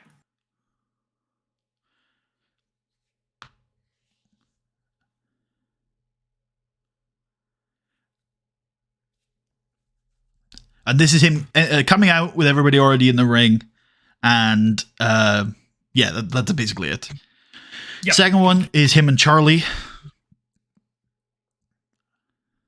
I think Charlie's working the crowd. Yeah, you agree. 2 minutes on this. Okay. Third part is the main bulk of the John Cena promo. Guess Charlie Haas cameo or background player here. And then I think this is 4 minutes. Yep. And then John Cena still cutting a promo, Jeff Hardy working the crowd. And then this is maybe 3 minutes. Yep. Cool.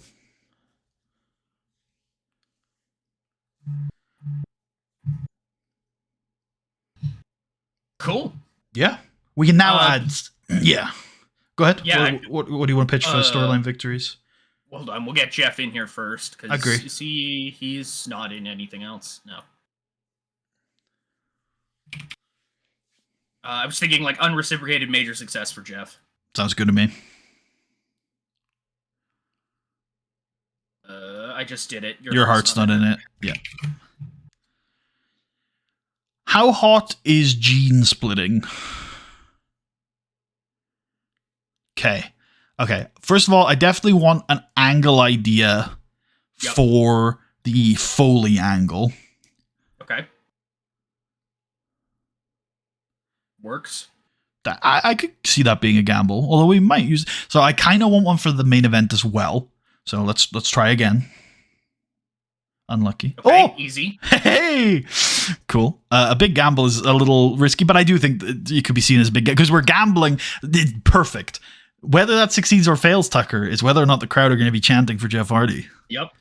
And then I kind of want a storyline idea for gene splitting, since it's our main event. Great. Perfect.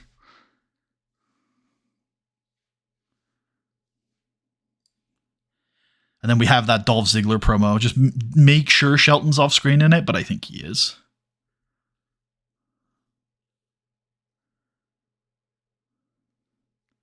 Yep. Cool. And despite this being one of the shortest Raws ever, it's one of the longest Raws ever. The Foley angle as well.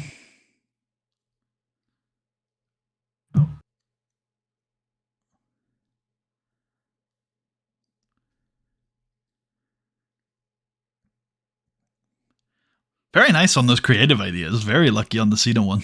Very well. Yeah, very well done. All right, you good? Anything else here? We could throw this on the... I think I had always intended to throw that on the Ziggler match, honestly. Sure. I'm fine with that. Shelton Benjamin is a wealth of creativity. Any of these other ones we want to use here? Can't use that one. Nope. We use that. Sean. That Matt Hardy one. Nothing for Orton. This is Dave. Okay, yep, no, we're good. Cool. Let's run it. Do. Okay, yeah, all right. Yeah. New catchphrase. Oh yeah. What does he say? What did we have him say in that? Anything? There was some stuff. I'm trying to remember exactly. Batista. Batista. A rich man makes his money winning. I like that. That's a shirt. We have that booked in already? We do, yeah. tonight. Cena has an announcement. Kennedy beats Chris Masters. Yeah. Kenton Bomb. Nice. Very nice. Very nice. Nice. Yeah. Yeah, this as well. That's the power of Teddy Long, baby. Ala. Orton gets arrested. Yep. Okay, there's the Dolph Ziggler promo. Very nice. Kind of seeing where Ziggler's at because he impressed you last week on the mic. Yeah, absolutely. What is this? Oh, this is... Yeah, I know what this is. Adequate. I forget why I did this. It's because he had a poor genius gimmick or something, and I was that's unnecessary. We wanted to see Ziggler. No. This promo was to show you, where Ziggler's at. Oh, I see. You were impressed by him last week. Yeah. I had heard, I want to see where Ziggler's at. I was like, oh, okay. SummerSlam ad. Yep. Nice. Easy Lundrick win. Yep. We'll see you I think we've got Siberia. This booked in. Perfect. Nice. And we can book this in. Sick. Fucking sick. Might have to make this match. Yeah, possibly. There we go, baby. Oh. A match that is not recognized as legitimate. That's real shit, me. We made this angle. Did we? In the game already. Yeah. What's the unsanctioned match we've done? I don't exactly know. I'm sure it probably involved at least one of these guys at some point. Somebody in the comment, this is a real long shot, but if you do know what our unsanctioned match is, I would really be interested to find out. Unless it involved Foley. It might have been Foley Cena. That it could be. I could see that. Hey, we'll have to Cena later. Hopefully somebody in the chat knows. Hopefully. Or in the comments. Cool. Yeah. The angle was a failure. People are sick and tired. People are like, this guy literally got arrested. Come on, bro. You're supposed to believe that he can just waltz back into the arena. How is he here? He got banned. Got the crowd hot though. It did. And stays hot. Yeah. This was not eye candy, by the way. Yeah. Just to throw that out there. Good stuff all around. Tori was the best worker in here, which is interesting. She'd be the most over, probably, that is by true. far. Yeah, that is true. Marcus Corvon sits down to watch the main event. People love it. People fucking love it. Like, woo, Marcus Corvon! It's the idea of the impending match that people are excited about. I think they're excited about the alpha chair. Yeah, they see the alpha chair for the first time. Everybody's like,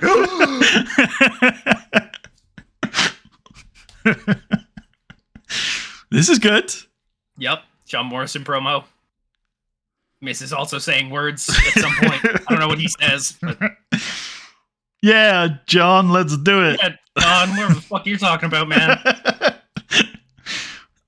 If we were winning matches, I'd be more concerned. But, we seem to be doing pretty well, so I'm going to let it play out. I'm going to see where this lands. Yeah. Based. We're here to show the world. Obviously, we heated that up with the storyline and the creative idea, but I told you it was the main event, buddy. Come on. Hey, can't argue with results. And this is definitely a banger. So, fair play. Insane. Insane banger. Woof. So, about that idea I had for Dolph Ziggler? I think we might be doing it. Yeah, I'd be down. John Cena's getting stale. Oh, that's real. However, people did chant for Jeff Hardy. They did. And the crowd got white hot. And we can book in Tucker because it's not booked in yet. Our main event for Sunday. Holy. What a fucking stream. True. Hopefully people enjoyed. I enjoyed. Did you enjoy it? Yeah. A lot of spirited discussion. Yeah. Good. We talked for the better part of an hour about the women's division. You're probably right. But I think we hashed out a lot. We did. It was probably closer to half an hour. We probably started at about 3:20 or so and went to like 3:50 because I at one point checked out. I was like, oh my god, we've been going on this for ages. Fuck. Yeah. Yeah. Fuck yeah. By the way, the first part of this angle had a 99. I saw that. I was going to point that entering. I was going to point that out. Yeah. Holy fuck. This guy looks sick. Yeah, dude. Damien 666. What was our final rating on that show? 85. Okay. Oh, based, dude. Based as for all. Tremendous stuff. That's gonna sell a lot of t-shirts. I think Broke Tista is the one then, because I don't see like wealthy men make their money through winning going on a t-shirt. Maybe Rich Get Richer. That's a pretty good one. What was I checking here? Bitch Get Bitcher. Dolph Ziggler, maybe? That is kind of one thing I wanted to check. Okay, that didn't seem to do much of anything. That's reasonable. Yeah, that's fine. He did lose. How about Shelton then, though? No, I didn't do anything for him either. Okay. It was just a good match, man. Just accept it. What's Dolph's momentum at these days? Hot. With a great gimmick. He's 6 foot tall. He's light enough for the cruiserweight division. He is. I think he's a heavyweight, but an interesting thing to keep in mind. I would align with that as well, but I see it too. I see it. He would be a big. We'd be going for like a big cruiserweight angle, I think, if we were gonna go for him. Anything else I did want to? Oh, I remember what it was. Storyline high. Yeah, it wasn't 85. Oh, 85. Yeah. I want to make sure. What are the Raw storyline heats at after that? I am curious a little bit. That's fine. That's a little unfortunate. I feel like that angle, that storyline's been going well, but all right. Yeah, the crowd's stupid. What can you say? That was a little cold, I think, before that show. I think so, yeah. That's crazy. That's a little unfortunate as well, but all right.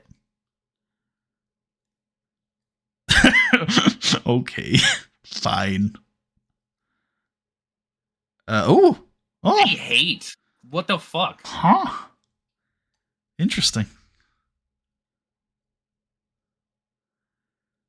Okay. All right. Fair enough. I think that's fair enough. I think we're all right with all that, to be honest. Shelton Benjamin TV exhibitions are the fucking hot ticket on Raw, man. I mean, yeah. I guess that checks out. Fair. Yeah, it does actually. I mean, Shelton Benjamin, I was going to say this on the show, but he has been this year, especially, like, I've loved him at the top, but like this year has really stood out to me how good of an asset he is, because not only is he really good and quite okay with taking L's from time to time, but also like he brings us all these creative ideas. He's like a people person backstage. He is just like he is a great asset to have as a leader of the locker room. I would say he's unironically the only pillar who's a locker room leader. Yep.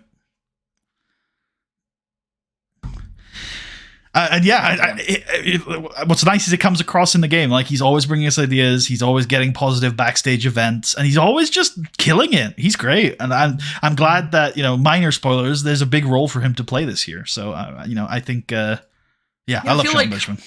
I was gonna say Shelton, I feel like, has taken on more of the Sean rule that you were thinking for Chavo this year.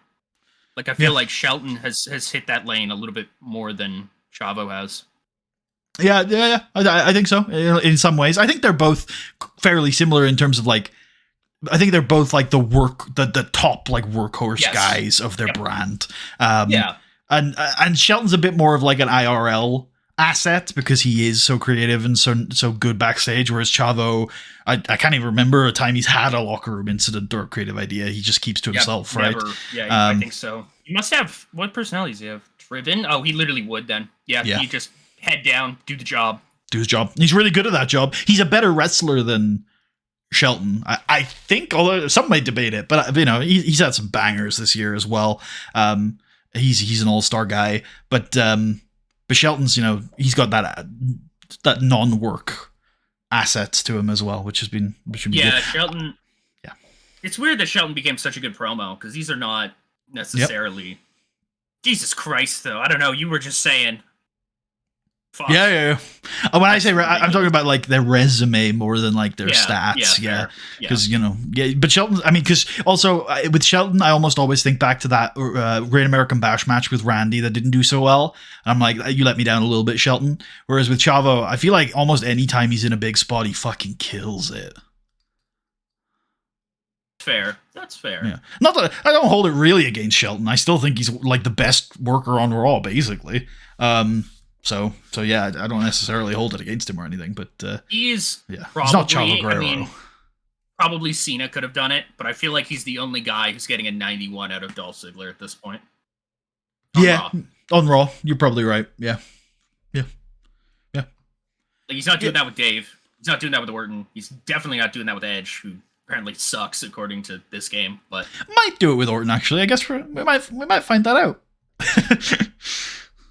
I don't know, man. Just the Orton has not been... Orton definitely fluctuates a lot.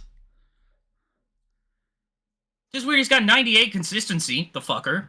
Yep. No, it's almost like it's definitely not like a consistency thing. I feel like he goes through periods. Like when he was on SmackDown towards the end, I don't think he was doing very well. But when he first came to SmackDown, he was doing really well. When he was there was definitely a period last year where he was killing it, and then a period where he wasn't doing so well. But then a part of that's going to be booking, right? Because for a large portion of the end of last year, he was feuding with Mr. Kennedy, and there's only so much he can do. Yep. Yeah, interesting though. All right, anything else you want to go over? Go ahead. I'll just say very quickly, I do love how this game fully revealed Kennedy to be Fool's Gold, which is fantastic. Like, I just love how that worked out. Like, I don't know. Yep, I think it's funny.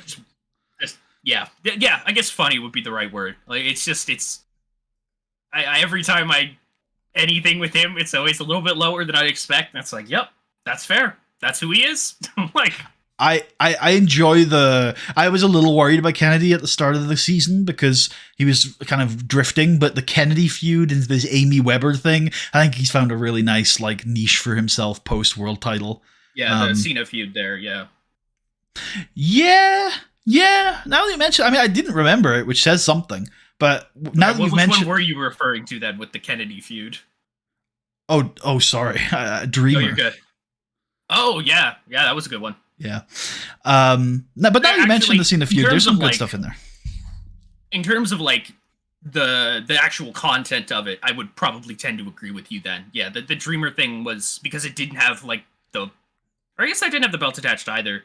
I guess just Cena Kennedy was a pretty straightforward, like, I'm the new face of this place. Yeah, I think it landed fine. Obviously, it wasn't memorable since I didn't remember it until you brought it up. But I do think, especially like the first match of that, had some nice spice to it. And then we ended up turning it into a trilogy. Yeah, which obviously, I mean, the last two banged. Well. Yeah, in terms of match rating, it did really well, to be fair. So, yeah. Yeah, this the Kennedy Dreamer thing though was another good thing. The Tommy Dreamer, man, he's a fun guy. He's a fun guy. Yeah, he certainly is. He's a fun individual to have back there. From what I hear, I try not to go near him. Before we go off, actually, can you check our top matches on this game? I am curious. There's top 100s there. Yeah, I'm just wondering because I haven't really stopped to think. We have had some bangers. We have. Yeah, all the names you would expect. Except for Chavo Guerrero and Shark. Flash Evans in there as well. It's kind of crazy.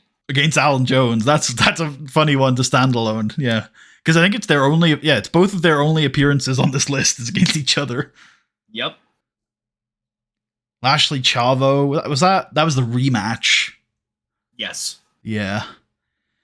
Psychosis Ray's on there. I didn't realize that did so well. That's a really good rating for Psychosis being like where he is on his sort of career path. Yeah, that's the TV one there. Yep. The one where he intentionally gets, like, he takes his mask off, right, and he gets Ray DQ'd. Yep. Roddy Ray is a cool one to have on there. Rey Mysterio and Undertaker versus La Familia, Chavo Guerrero and The Big Show. That's great. Goated. And then the triple threat from Gold Rush is on there.